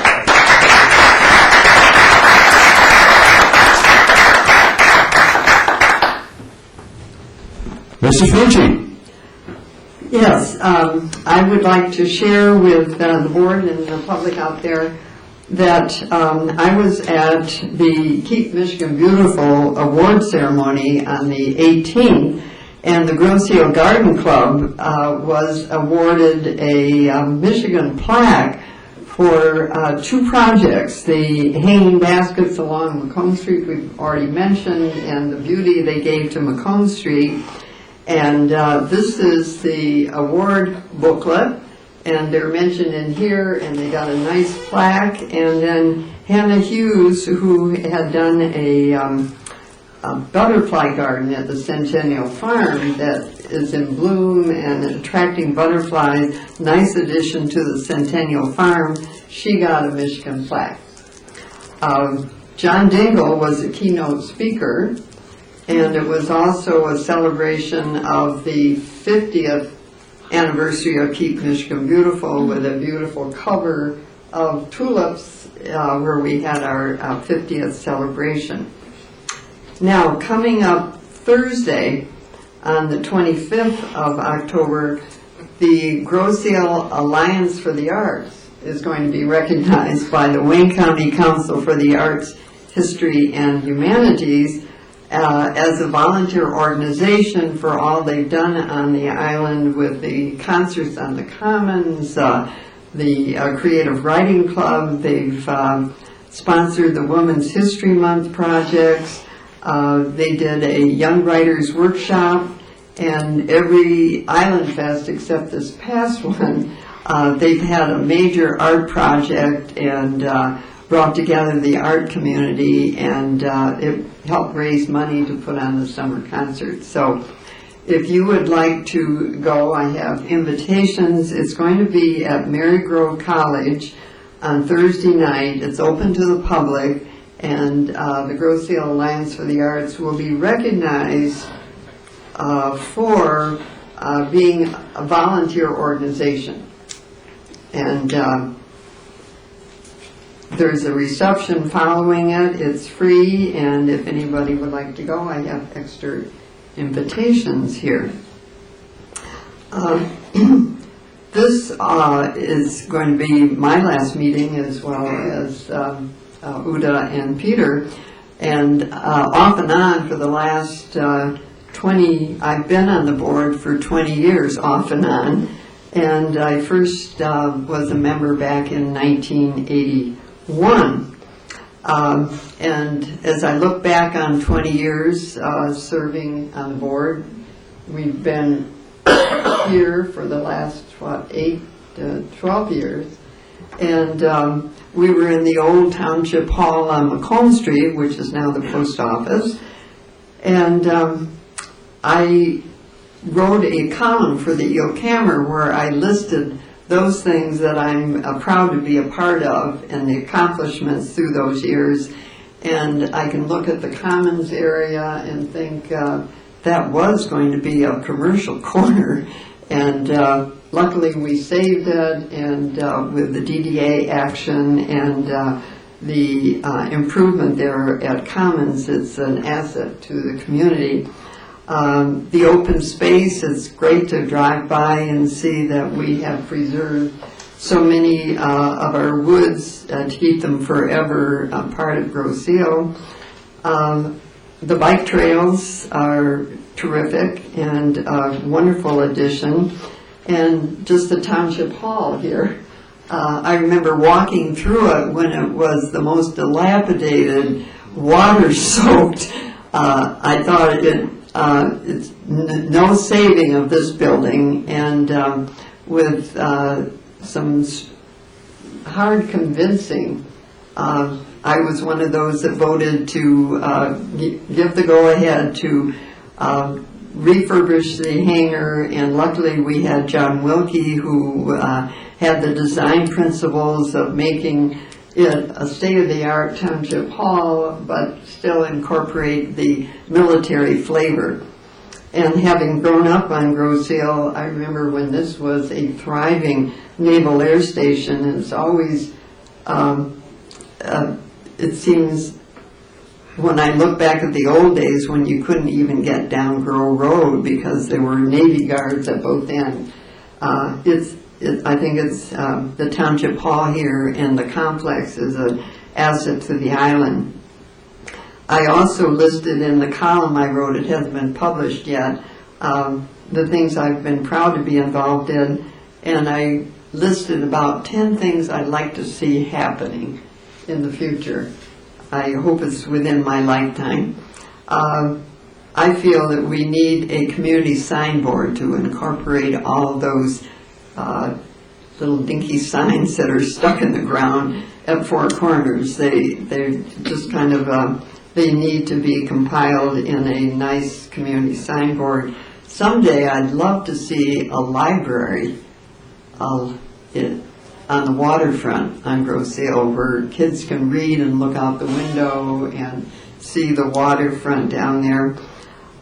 This is something I just mentioned to Tim Rooney tonight, that the playscape seems so isolated now. It was a wonderful project when the community got on board and made it happen, but eventually I'd like to see it move to a more accessible location.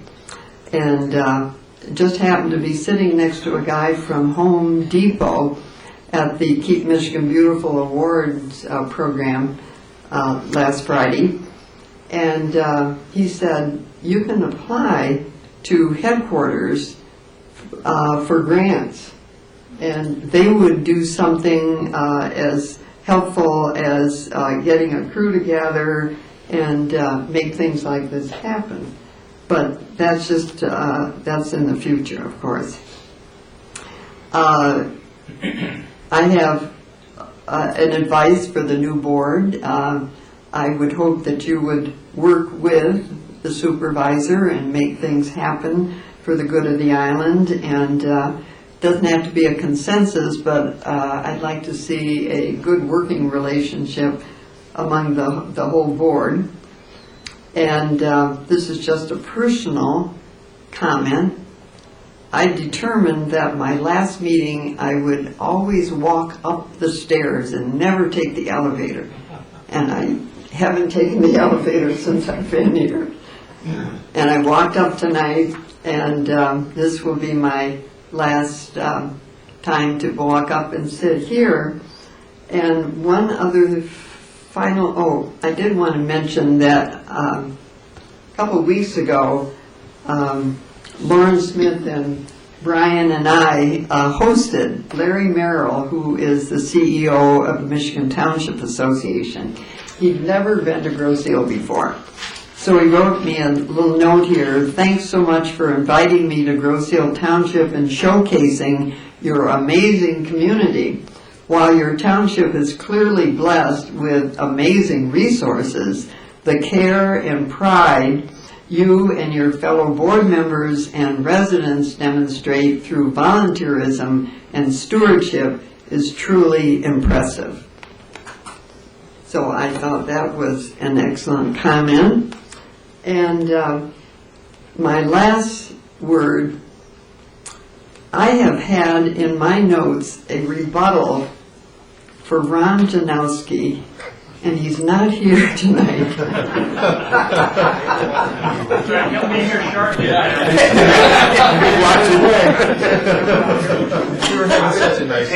Lock the door.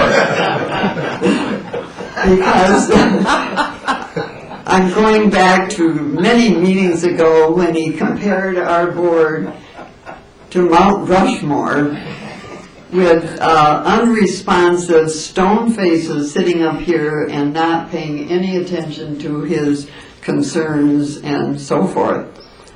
And this is my response, that just a year ago, Jack and I went to Mount Rushmore, and we were so impressed with this patriotic attraction. Now there are museums and restaurants and flags from every state flying in these large archways. And I think Ron's criticism that we are unresponsive and don't answer his questions, in my 20 years on the township board, I have found this board, as in past boards, open-minded, responsive, answers questions. If not that very night, at least we find an answer. So I take his comparison of our board as stone-faced Mount Rushmore is really a compliment, having seen the real Mount Rushmore and seeing what a magnificent monument is. So to the monumental Township Board.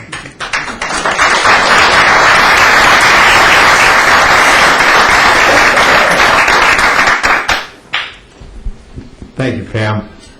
I don't know where I am in that, on that mountainside, but we do have a certificate for you, of course, to Pamela A. Frucci, Certificate of Appreciation. Whereas Pamela A. Frucci has served 20 years as a member of the Grosse Ile Township Board of Trustees, and whereas during her terms as an elected official, Mrs. Frucci served in the following positions: Township Trustee, 1980 to 1984, Township Clerk, 1984 to 1988, Township Trustee, 1988 to 1992, Township Trustee, 1996 to 2000, Township Trustee, 2008 to 2012, and whereas Mrs. Frucci has also served as a member of numerous commissions and committees, and therefore on this date, October 22nd, 2012, I, Brian Loftus, on behalf of the Grosse Ile Township Board of Trustees, do honor and thank Pamela A. Frucci for her commitment and dedication to our island community.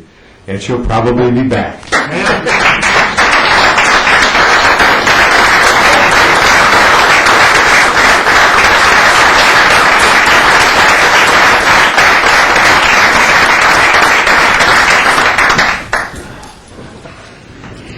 I get the feeling you'll be up and down those steps a few more times.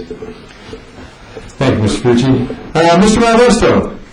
I don't personally have anything to say, but Chief Murdoch would had a couple things to say. Correct, Chief?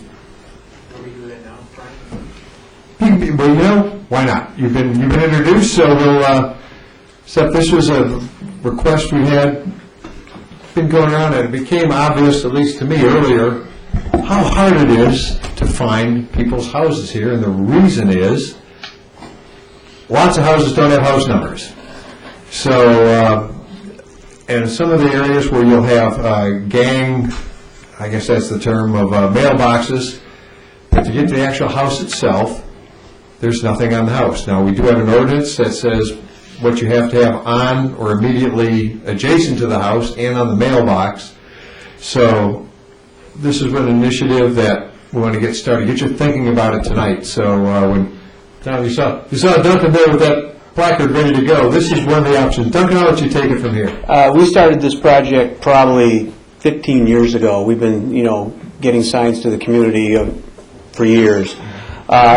Of course, there's been comments about it not being the best-looking sign on the planet, but it does serve a purpose. It works well for the police and fire, and it is relatively inexpensive. It's about $15, and we actually make those at the station. I have been online looking at the more high-end illuminated signs, and they start at about $100, and they range all the way up to $300, $400, $500. After researching that, I think I'm going to stay away from getting involved with that end of it. So if the community would, they can go online and find these types of signs that most suit their type of home and that kind of stuff. Big thing is a lot of the new homes on Groves Hill now are having like my home, the address over the door, big stone address, or one that's in the side of the garage wall. So two things are a problem. They're letting their bushes grow in front of them, which I got all over my dad for. And also, if you look at my home, it's hard to see from the road. So the numbers need to be on the mailbox or readily available close to the road. It is a problem for Joe and I, with some of these residents. Without any proper signage, it makes it difficult. And there's a few roads on Groves Hill, particularly on Park Lane, where there's 3 or 4 houses, 5 houses on a street, and they gang mailbox them all together, and we don't know what's what. So it makes it a little more difficult for us. One of the great things about our police department is the fact that they, for us, get that covered before we even get there. So they're the guys with the problem more so than us, because usually they got the home marked off for us by the time we get there. So, but this is definitely a big problem on Groves Hill, addressing homes. So if you can help us out, police and fire, it would be much appreciated. Even on your mailboxes, arrows pointing towards the house, all kinds of, especially if you have some unusual situations. So it's important to please address your homes properly so we can find you quickly. So this is a project that's going to be ongoing. It became obvious to me trying to find some residents. The push is help the first responders to help you. Absolutely. Help them find your house so they can get to you. Fill out your file of life and have it on the refrigerator so that when they get to you, they know what to start doing right away. It will save your life or somebody's life somewhere, someday. Chief's showing the big and the small version. Those of you who are doing, and I saw a small version, if you're somebody traveling in an RV that doesn't take up any room, and a responder anywhere could look at that and save precious time getting you to the appropriate level of care. The small one itself, I carry myself because some of the health issues I have. It's you never know where you're going to be, and somebody can go in your wallet, pull that out, and they got a complete life history of what's going on with you. The bigger ones, of course, are either in the refrigerator or they're someplace visible where we can see them. And believe it or not, we have a lot of them out there right now, and it probably saves us a good 5, 6, 7 minutes on scene, trying to talk to a family member, not getting any information out of an unresponsive patient, or talking to a family member that doesn't really know what's wrong with mom or dad. So, but this document here gives us everything right at our fingertips, and we're gone. And that extra 4 or 5 minutes is extremely important to us to get these people to the hospital in a timely fashion. So these are available at the police station. I know there's some here at Town Hall. There's some at the police dispatch. They're called the File of Life, and they really speed up the scenes. They speed them up for us. We're not asking for driver's license, insurance cards. These are all things. When we ask for an insurance card, it sounds like we're asking, we want to get your money. No, actually what it's about, it's the hospitals requesting this information when we get there. So there's certain things that we have to follow with the hospital, state of Michigan, our local medical control board. There's all kinds of things that we got to do, and that's one of them. This saves a lot of time. Mr. Benner. Sorry, Duncan, while you're up there, Chief, the number sign? Yeah. And given the time of year that we're in, I know we're driving pretty much in the dark in the morning and at night. And when these are attached to mailboxes, they are spectacularly lit by your car lights. A few years ago, my parents gave us this as a gift around Christmas, and I do think these would make a great stocking stuffer. For No, I agree, but don't call me 3 days before Christmas and 400 people want it. I'm German, it's multitasking, a twofer, right? A gift and it's so reasonable, But my parents know we live on a dark street, and they thought this was a great idea, and we installed it, and sure enough, Island Boulevard is a very dark, unlit street, so I'm sure there's other people like that. Don't look at me, Mr. Fletcher. There are other people on this island who think that way, so... No, it's a great item. They make them that are a little bit more pleasing to the eye for some people. They might find that a little, I don't know, but I don't know. We thought it was really thoughtful and kind. The upside to it is it's $15. cheap. Yeah, It's $15. cheap. You can save somebody time and a life for $15. They're two very important items for Groseal Police and Fire. Very important. So we're gonna keep pushing that. We'll try to get some level of compliance going. Okay, thanks, Chief. Anything else, Mr. Malvesto? No, sir. Thank you, Tom. Mr. Ranka? Thank you, Mr. Supervisor. No report, but just to follow on with the colleague, or with the words of encouragement and thanks for our colleagues who are ending their terms. Peter, your tenacity is unparalleled. Your dedication is really something to behold, and I'm very glad that you're going to continue your commitment and dedication to Groseal and to continue serving Groseal. Pam, your longevity and commitment to all aspects of Groseal is unbelievable. From the time I was in elementary school or before, the Frucci name was almost a household name in politics all over Groseal. So your ability to get things done, make the contacts, and just your long-term vision and thinking is really something that we'll miss here on the board. Uta, your guidance has been great. I greatly appreciate it. I'll certainly miss that, although hopefully I can still call on you from time to time. And my wife points out that you have an amazing ability to translate what's in our packets to what people are out there listening, right? We get our packets, we get time to study them for usually a week before the meeting or at least several days before the meeting, but you have a very good ability to translate what's in our packet to the people who are watching and following along at home. So that's something I'm definitely going to have to learn how to do. But Peter, Pam, and Uta, thank you for your commitment, and glad you guys are still going to be around for us.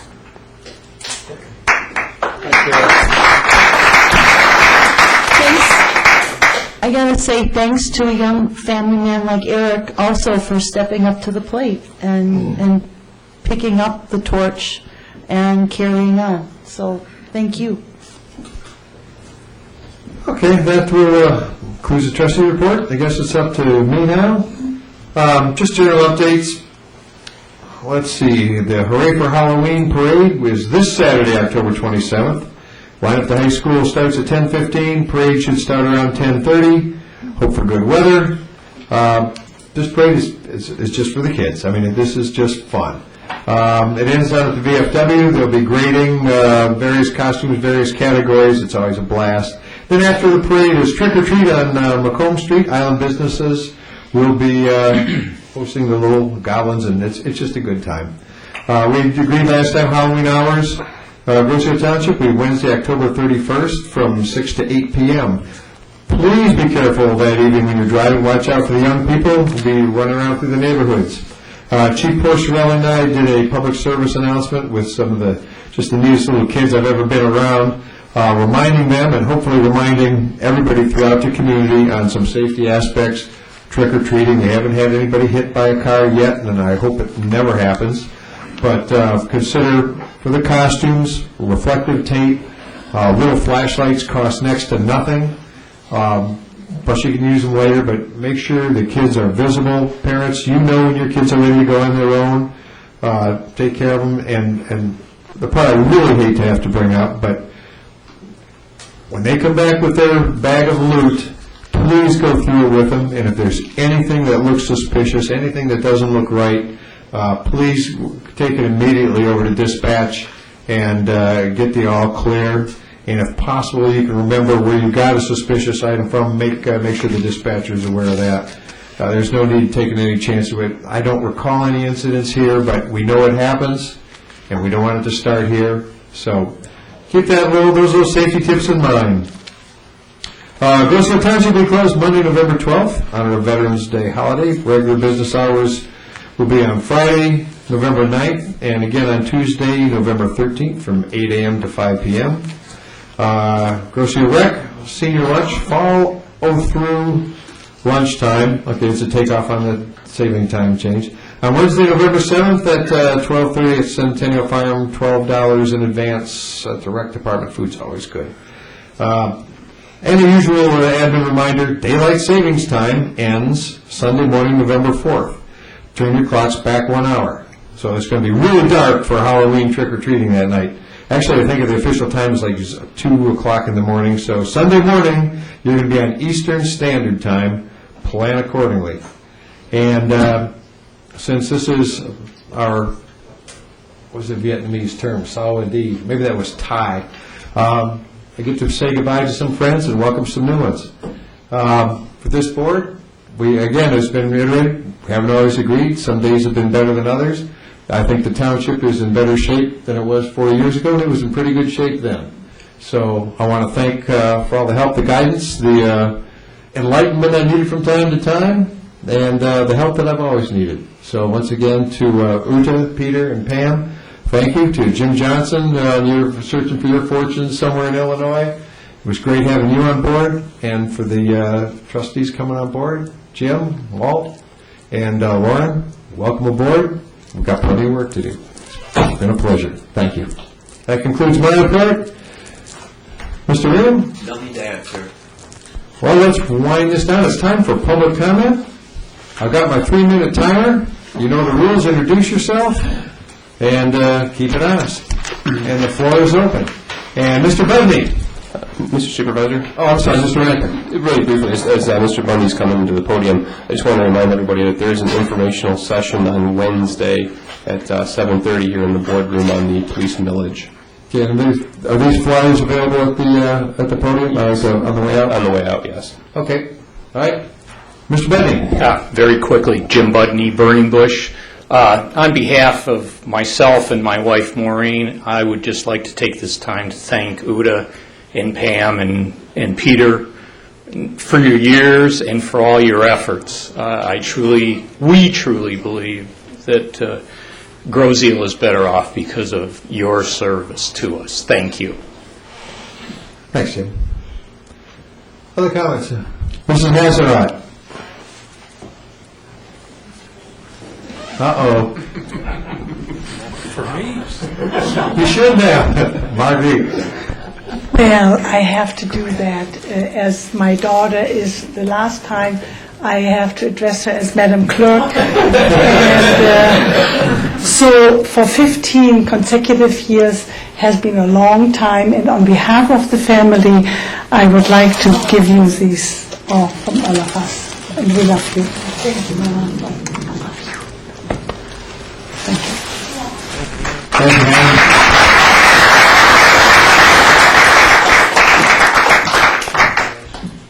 Oh, we're in such a good mood. Mr. Jones.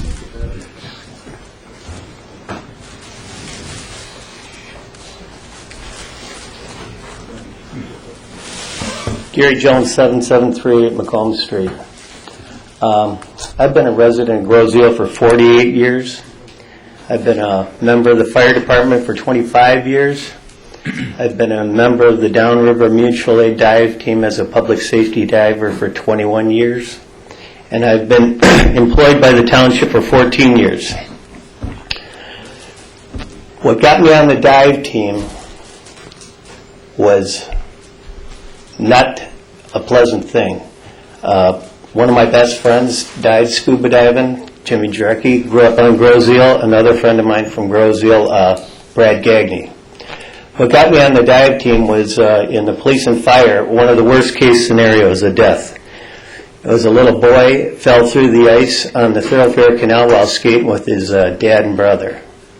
At that time, Wayne County wasn't here, just like they aren't on the water now. There was no Metro dive team. There was a group of guys police and fire putting together a group, and Bill Barron was friends with one of them. So he asked me if I'd be interested. I said it's definitely not on my bucket list, but after being there and knowing that that golden hour was missed, I decided to join. Well, at the time I became employed with the township, I requested that I could still go to my trainings every Thursday, once a month for 10 months of the year.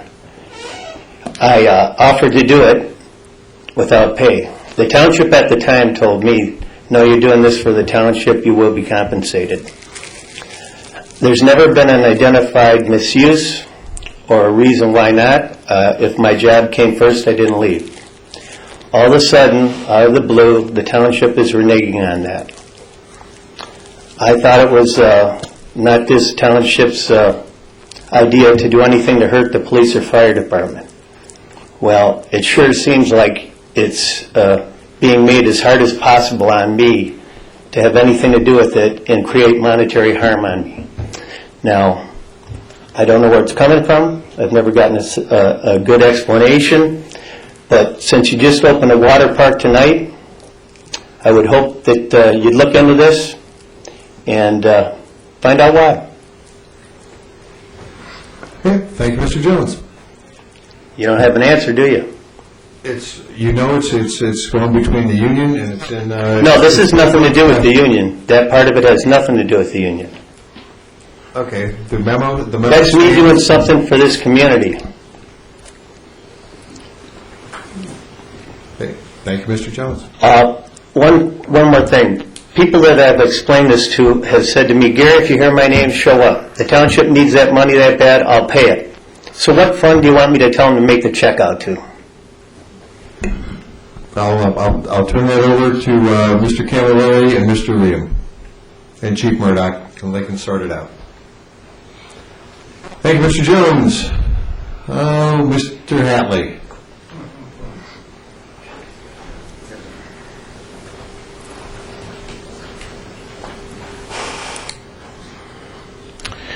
Jerry Hatley, Lions. Came here a couple weeks ago on a good faith basis, talk about an important subject, our kids' safe passage to school. Only after I tried to talk to several people for the better part of the summer when school let out in the spring. Didn't seem to have any interest in the bus accident happened, which is our second bus accident in a year. And I thought it was a good time to see if we could get some people interested. I was forced to come here because of no contact back. I did not expect to see resentment and retaliations. People, this community, a lot of people won't come here. They're scared to come here. They really are. They're scared to come here, even with legitimate issues such as our children crossing the street.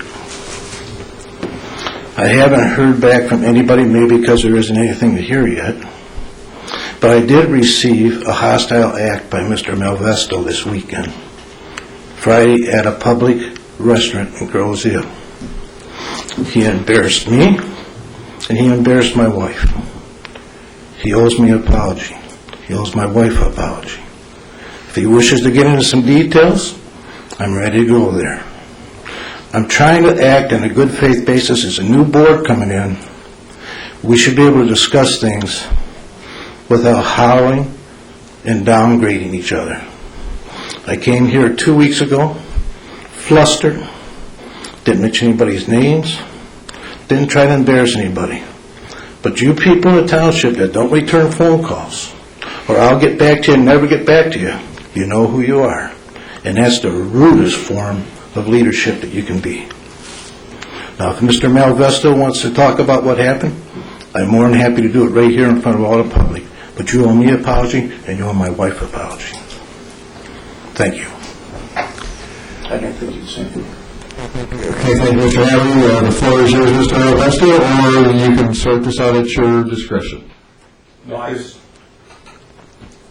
I'd just like to say that at the time, I I thought because of pending issues with the township and Mr. Hatley that it was improper to have any conversation with him, so I politely declined to speak with him for 2 or 3 minutes.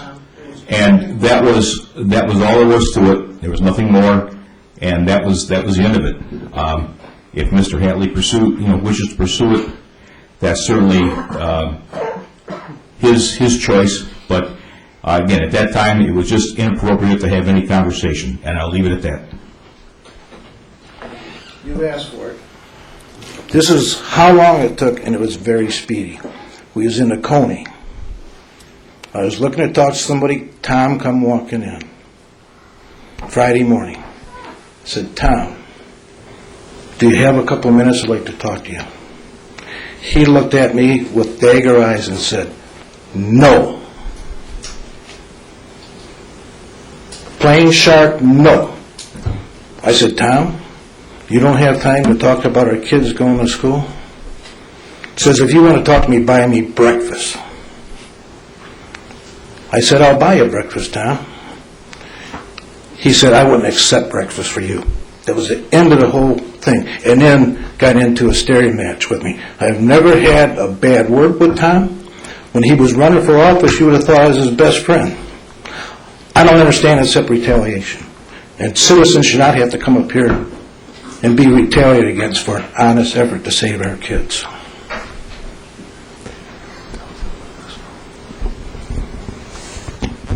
Right. Well, thank you, Mr. Hatley. I know what you say. Okay. Chief, I know you have some information on the traffic subject. Just to clear a few items up, maybe there was some confusion last meeting. Mr. Hatley brought up some issues with the problems that he perceived needed to be fixed over at Lyons and Grays Drive, and I understood that. And what I've done is I've followed up with everybody from the Wayne County engineers to the head of the Traffic Services Department. We've personally monitored that intersection. We've drew it out for these engineers, explained to them what's the possibility of getting something down there. Now I know that what the criteria already is down there. I know it doesn't fit. We're not going to get stop signs on Grays Drive, period. There's a law governing that. It's an administrative rule, but it's still a law that Wayne County Engineering has to go by. And they won't do it. It's different than Grays and Park Lane. That's a four-way stop. It has to be that way. Grays and Lyons, it would be counterproductive, and there are studies that have been shown. Actually, the engineers have advised me of this, that putting 2 stop signs there isn't going to change the problems with the accidents, unfortunately, and I'm not trying to knock the bus drivers. It was their fault both times. Yes, we do get and I'm going to say the now and then screwball kid that comes out of there and burns it out going down Grays Drive. We've been doing radar checks. We've been doing, in unmarked cars, we've been watching that intersection. It's no different than any other place getting out of a parking lot all at one time, no matter where it is. I don't care if it's Southland. I don't care if it's another school. I don't care where it's at. If it's the township here with a big event and they all get out at one time, or the soccer fields, that's what happens. The chaos is basically in that lot more than it is outside. Now, I'm not negating what Mr. Hatley's saying, but maybe I'm going to say tonight is I answer to you. All my emails go to you, and I suppose, Mr. Hatley, you want them, maybe everything to come to you to say where we're at. If you'd like to give, no, I'm asking you. If you'd like to give me your email, it's much easier for me to show you what we've done in the meetings that I've had, and I'll forward them everything I've been forwarding to you. I've given Supervisor Loftus everything that I have, all the meetings that I had, and I've been updating him on this situation, and we'll continue to monitor that. But unfortunately, there won't be a change to the engineering end of that intersection. There will not be a change, I'm positive. It is a police issue when it comes to the driving speed, the problems that we have had in there in the past. For the most part, they're a pretty good group coming out of there. And again, unfortunately for the 2 bus drivers, it was their fault. It wasn't the kids that hit them. It was the bus driver's fault 100%. There was no hazardous action to the other driver, period. So we've been working on that, but maybe what he's speaking of, if you do you have an email address maybe I can send? Yeah, I do, Chief, but that's not the kind of that I'm talking about. Just a brief, hey, we're working on it, it's good enough. We spoke, though, I mean, we have spoken in the past on it, I'm not sure exactly, and again, I don't mean it this way, but you're the one that I follow up with and give all the emails from the meetings to. I don't send them out to the people. That's the situation that we have here. I hope that helps, but if you'd like, I will send them to you, if you do have an email. I mean, I can tell you right now, you just heard exactly what's going on. I can't give you any more, I can't give you any less. There really isn't more to it. We're going to continue trying to do our end. What about a two-way stop? They've looked at it, and it won't go. In the Michigan, well, I don't want to, we can talk, yeah, we can talk, but the problem is, they said no, period, no. They looked at it, they understand. Does that relieve us of our legal liabilities? Have we done everything we could? Well, anyone can be sued for anything, but legal liability, the township, this board in the township is not responsible for a bus accident that a driver caused, being the bus driver, on a street that Wayne County owns, that they won't change. Have we done everything that we could do? Absolutely. I did everything I could a month and a half ago, yes. Absolutely, I have. Because somebody will get hurt too. Okay? We've had 3 accidents there since 2005. 2 of them have been bus driver problems. And I'm just saying, you're correct. I mean, yes. Let me get this back under your, I don't like the private conversation, if you want to. Okay, sort out. No, it's. Yeah, I wanted to clear it up, though. Yeah. Saved you And, time. You know, we have spoken on the phone numerous times, Mr. Hatley and myself. You've done what you can. Yeah, and you have all the information. I hope you received it all that I emailed you. Yep, I do. Thank you, Chief. You've done what needed to be done. Right. Yes, ma'am, Ms. Fucci. Chief, did the bus driver get ticketed for improper? Neither, no. They both failed to yield to oncoming traffic while leaving a private drive, and neither of them was ticketed. It was minor damage in both issues with no injuries. No injuries. Wouldn't the ticket make them, the other drivers, more cautious? The drivers of the buses? Mm-hmm.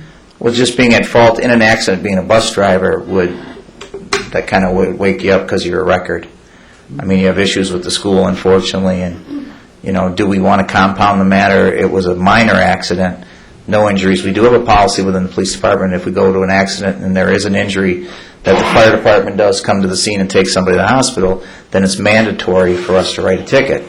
Otherwise, the officers have discretion. So, you know, if you're asking, you know, did we have discretion in that matter, we didn't believe that a ticket, not that it wasn't warranted, but it's really not going to do anything to change that situation. She understood what she did. She knew where the problem was on both individuals. Actually, I was on the first one. What's going to prevent it from happening again? When it's driver error, I can't answer that. That's speculation, but it was driver error both times. It wasn't an engineering issue. It wasn't a sight issue, line of sight issue. It wasn't a right-of-way issue. It was I didn't see the other car coming because I shouldn't have pulled out issue. So if you're asking me what can we do to educate you on that, I don't have that answer. To be more careful, obviously, to look more than both ways. You know, you're supposed to do the 3-way look, the same way twice, so you don't miss anybody in your 2 posts. I can't come up with that answer, but we've had 3 accidents at that intersection since 2005. So, you know, that's 7 years in an area that's, you know, highly traveled, and 2 of them are for the same reason, bus drivers pulling out. You know, that I can't change the intersection for, and neither will the county because they're mandated under the Michigan Manual for Traffic Control Devices, and it's an administrative law, actually, that they're not allowed to put put stop sign in any area to relieve the speed. That's directly in there also. So that's why I can't put, I'm working with the group on Manchester. Unfortunately, that one did have a traffic control device. What was it, 30 years ago it went in. But all the rules have changed, the one on Manchester. We can't just put stop signs in, because what they found out also is that they increase the speed in between the stop signs. And most people run the stop sign. It gives you a false ability to walk across that street, too, when there's stop signs where they shouldn't be. So, I mean, I know I'm getting kind of deep in that, but there's much more to it than just throwing 2 stop signs in. Is there else for Chief? Well, I was just going to say, I think getting too deep in it is important, though, because you're bringing up things that we as lay people don't think about. And so, it's easy for us to say, oh, put in a signal or a sign, and you're actually giving us valid reasons for why that's not always a good idea. So I appreciate that. Well, and I think that what we've been doing, we're going to continue to do. We monitor Grays Drive at football games. Mr. Hadley brought up a great point. At football games, it's dark out there, and people are parking on Macomb Street. Now they have to cross the street. But that false sense of a stop sign that most people don't stop at anyway, now we're in a real catch-22 when you feel you're very comfortable in walking in front of traffic before they stop. It's a problem because the parking lot's not big enough. But they can't rearrange things if they can't do it under that manual. And that's, again, it's an administrative law that they have to go by. And so. We're all a little more knowledgeable. Thanks, Chief. Chief, could I ask you one other question? For the football games, can you just put one of those temporary stop signs up there? No, that's also not, the county does not ever put a temporary stop sign for that reason. It's the exact reason is the comfortableness of somebody walking across and not seeing that stop sign there every day. Will they see it at night? And if they don't see it at night, you feel you can cross because there's a stop sign, they'll run you right over. Yeah. All right. Once again, thanks, Chief. Jim. 30 seconds.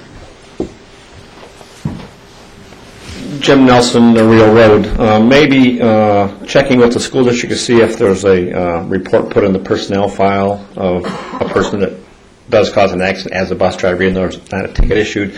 If it happens 2 or 3 times and there's not any documentation that it happened in the person's file, maybe that would send up a red flag. Just an idea. Thanks. Okay. All right. Thank you, Mr. Nelson. Mr. Burkhardt. Tom Burkhardt, Albemarle Drive. Following up, as you were talking about the issue on Grace Drive, could that be made a one-way street?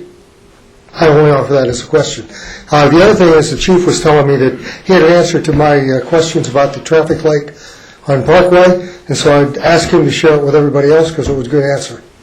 Thank you. All right, Chief? It's glad you came tonight.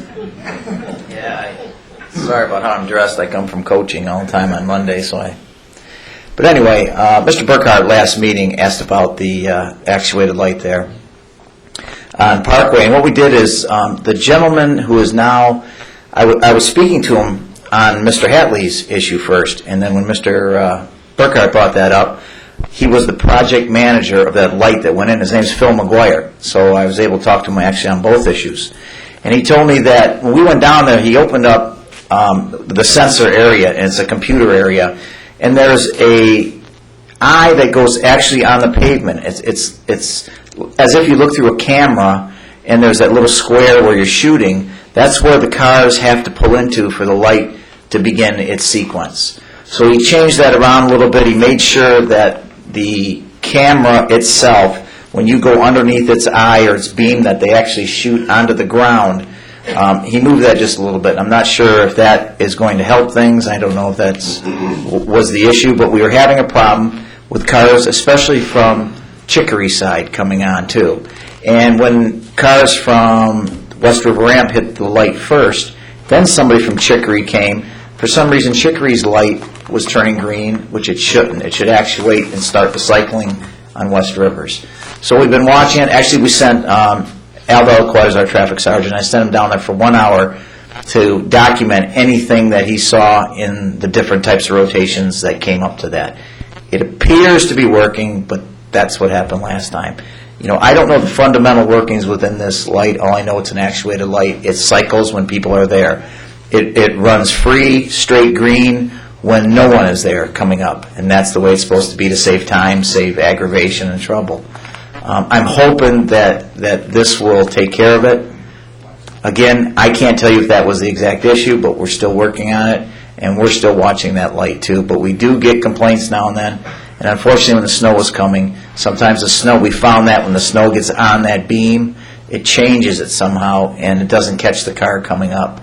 So hopefully that we're gonna deal with that. So we can't fix it if we don't know there's a problem, so, as Mr. Burkhardt, something, this isn't right, and if we know about it, we can get the people out to fix it, but... We'll see. We haven't had any problems that I know of yet from that, after that issue, but they seem to keep popping up, and I really don't know why. We all, as we drive onto the island, we're all amazed at all these traffic lights for one little intersection, but that was the most dangerous intersection on the island, and it's down to... We average 1.5 injuries a month in total, and we haven't had one accident there since that light has gone. Now, we've had some rear ends. We had some because of the real bright sun, but we have no fail to yields through there at all, and we've had no injuries on those other ones.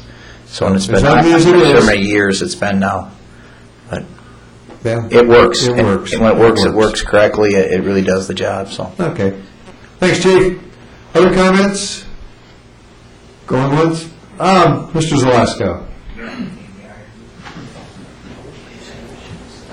Just real quick, I and my family would also like to express our gratitude and thanks to the departing board members. Many of us come up here, make requests, give ideas, et cetera, but only a few choose to sit up there and offer guidance, give their time and resolution to the township. So I would like to, on behalf of my family, thank you, Uta, Pam, Peter, for your time, your input, and your dedication. It's special people like you that make this island such a terrific place to live. Thank you. Thank you. Thanks, Bob. Mr. Clark.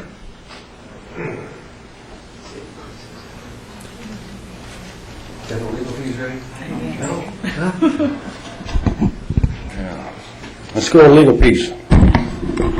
There are none on this one. Okay, $70,000 was put out last week or last time. I had some people ask me, why was it so high? It was, go ahead. It was for a couple different issues. The township has full invoices accounting for every tenth of an hour of time that I've submitted. This last time we had two, as you were here, I believe, two closed sessions on Michigan Tax Tribunal matters that had carried over for some time. Well, there were two Michigan Tax Tribunal matters that required my time and hearing attendance in Lansing on two different occasions. That was. Somebody asked the question. That's fine. That was for probably a majority of that time outside of the normal prosecution time and time we spent with the board. Okay. Thank you. Thank you, Mr. Asari. I'm going to put something up here, and the people out there in the audience or in TV land can go to their search engine and put in Bretton Woods or Agenda 21. Very interesting. Okay. Deb Ketchner at a golf tournament, and she did very well at West Shore, and with the Carl Mowers on it, and all her people who are on the committee. I hear they got close to $30,000. I don't know. You don't know? I don't know. I don't know how much money they raised. Okay. I was just a golfer. All right. Dump the junk was a little cold on Saturday, and it rained on Sunday, but we did all right. They didn't have enough buckets for us to start with, so we filled up the end one real fast with the brush, and the rest of the stuff hit the ground. But that's the way it goes. There's two articles in ARP.org. One is on page 28, and one is on page 38. The one on page 38, it says, if Congress doesn't act before December 31st, doctors who treat Medicare patients will receive a nearly 30% pay cut. Tell Congress that we need a permanent bipartisan solution to prevent beneficiaries from losing access to their doctors. Send a message to the elected representatives. Tell them to fix the doctor payment system once and for all. If you want to make a strong statement about the importance of health care and retirement security, now is the time to make sure your voice is heard. Go to earnedsa.org. And then you can make and also write your congressmen and your senators, because if this doesn't pass and you go get your Medicare stuff, you will not be cut. You'll be cut 30%. Thank you. Thank you, Mr. Clark. Other comments from the public? Is that you raising your hand, Mr. Horvath, or? I can see your hand, I just can't see your head. Mr. Horvath. Thank you. I'll preface my 3 minutes. I don't think anyone up there is emblematic of Mount Rushmore. Due to my personal circumstances and the way all of you helped me to get through it, my family thanks you. It was Bill Heil, by the way, that mentioned Mount Rushmore, not Ron Janowski. He's taking credit for that. Now I'll get into the comments here. This is just about thinking about a process. And I'm not here to criticize the police. I respect them for all the good work they do. But before I can vote for this millage, I need to understand it in a more intelligent manner. Tonight, that has been given to me, part of it. Moving from an $82,000 deficit last year to $450 in April of 2013 raises a red flag in business, and I think it should raise a red flag here, at least to let us know, with a spreadsheet or an accounting of all the costs that are rising, why you need this money. That would be very helpful to post that. It's insurance or gas or equipment or health care. Right now, I don't know what those increases are. And we have to realize that this is a $2.5 million millage over 5 years. Most people are thinking of it as $550 as they walk around town. That's probably, by a guesstimate, about $3.5 million gross income pulling out of the community. But I have decided which way I'll go, but we do need the funds from somewhere, either cuts or a millage, to take care of the problem. Now, I believe on Wednesday there's going to be a forum on this issue. I tried to study this issue and get informed on it. I probably have over 20 hours invested in conversations with the chair of the police commission and other people discussing this issue. If a forum is going to be presented to the public with a question and answer period, campaign finance law usually respects that you hear opposing viewpoints, not just opposing questions. So equal time, according to, I think it's section 57 or 47, I have a copy here, another group should be allowed to present the facts as if they didn't want a millage. And I'm not picking on this millage. It's an idea of how the process works on this island. I think 2 years ago there was a school millage. We had 2 people talking there, and no other opinion was given. I only heard one side of the issue. Schools are also important, but we should hear pros and cons, as all newspapers give you, on how to vote on a voting guide. And I think if that's done with the process, not using this, just using this as an example, we should hear a pro and a con on every millage issue if commissions or groups want to present it. So I suggest that you review that part of the campaign finance law before we do the forum. But I will attend the forum and hear it. Thank you. Thank you, Mr. Horvath. Other questions, comments from the public? Mr. Conroy.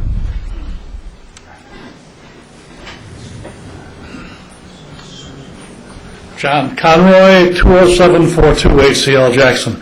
Just wanted to give a huge thank you to Uda, Peter, and Pam. You guys have been terrific. We are grateful for your service. Thanks a lot. Thank you, Mr. Conroy. Other comments, questions from the public? Mr. Pilkington.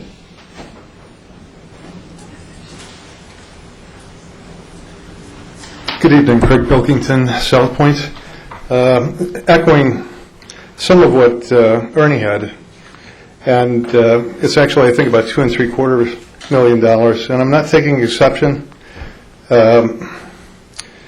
with the, I know that the township needs the money to balance the budget, and frankly, I'm certainly in favor of a public safety millage that would be supportive of all. But this is a lot of money, and it's a lot of money that's going to be taken out of the community. And when I think about what Mrs. Frucci has talked about, as far as having empty storefronts, on Macomb Street, and the need to have rents at affordable levels. I'm not sure that you help that by increasing the taxes on our business owners, and I'm not sure that you help that by taking disposable income out of people's pockets. Now, it's possible that's the only way. But I did want to correct a couple of things also that have been out in print of late. I posed the question the last time I was here, and these were a couple of, I think, assertions that were made in print and otherwise, having to do with minimum staffing requirements, and there being federal standards, federal guidelines, national standards. So I think all those terms have been used one way or the other. And there are none.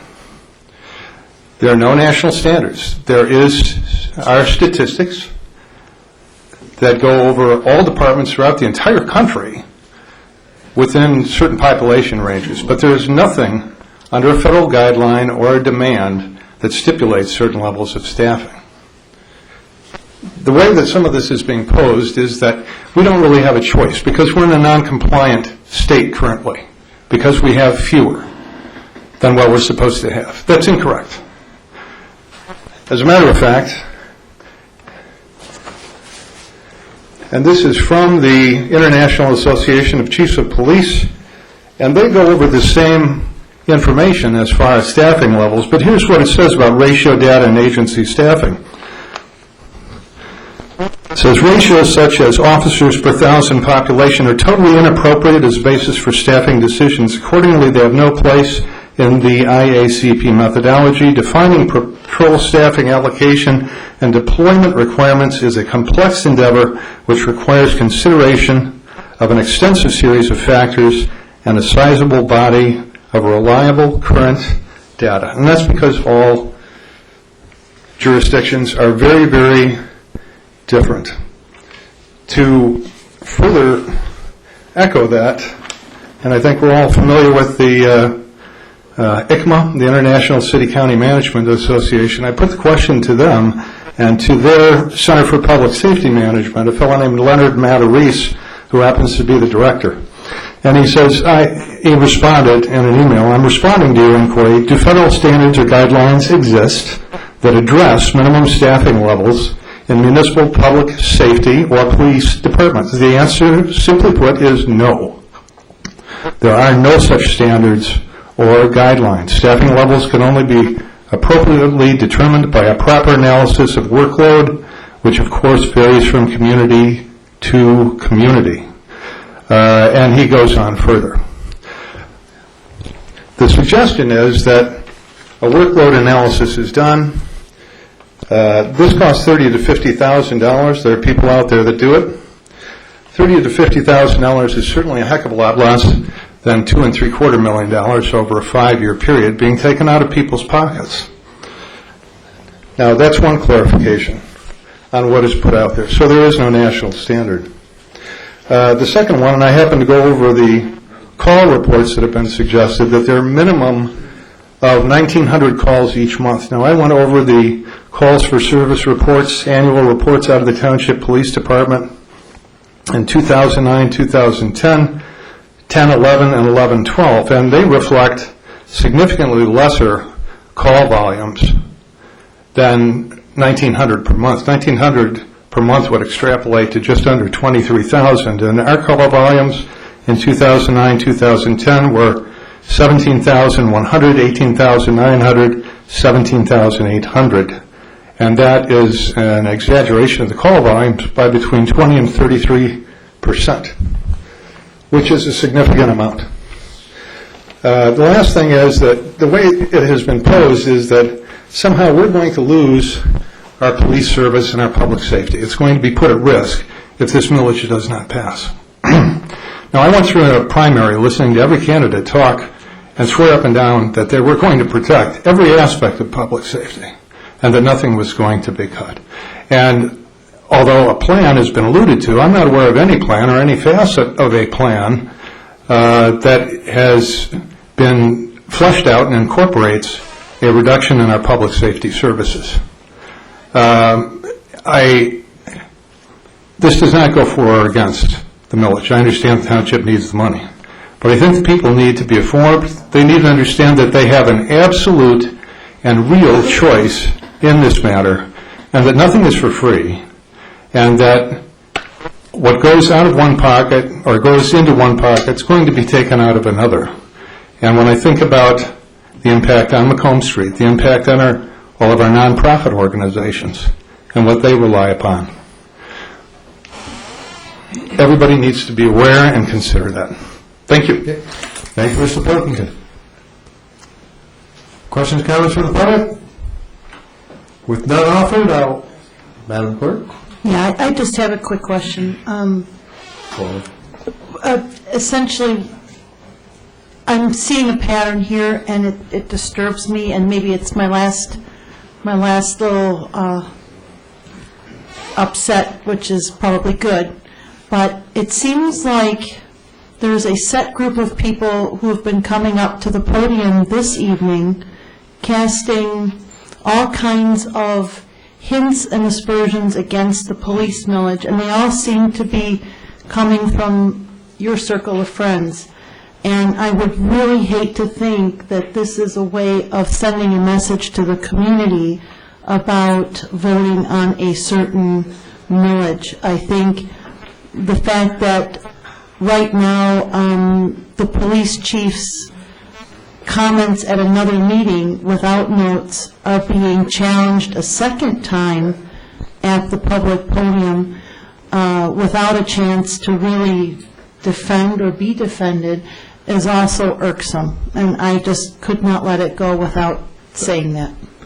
We'll just let that one slide. I think I have 10,000 friends on this island, so it's from my circle of friends. I consider it a big circle, and I won't belabor that any further. Can I come back up, Brian? You had a very short stint, Mr. Burkhardt, and a positive one. Go ahead.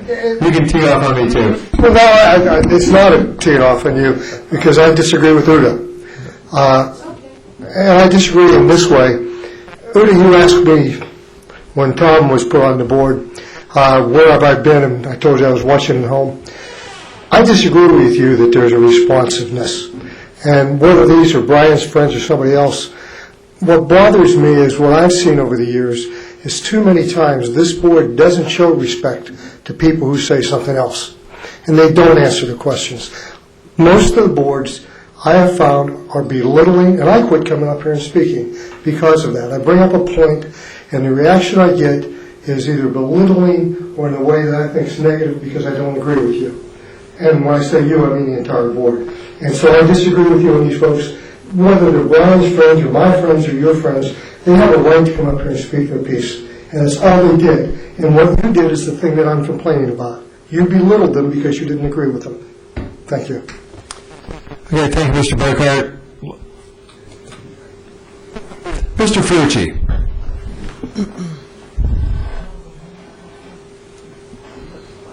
Jack Frucci, Hickory Drive. I thought maybe I'd try and lighten this whole thing up a little bit. And I'd just like to say, free at last. Free at last. Thank God I'm free at last. I can take more than 2 vacations.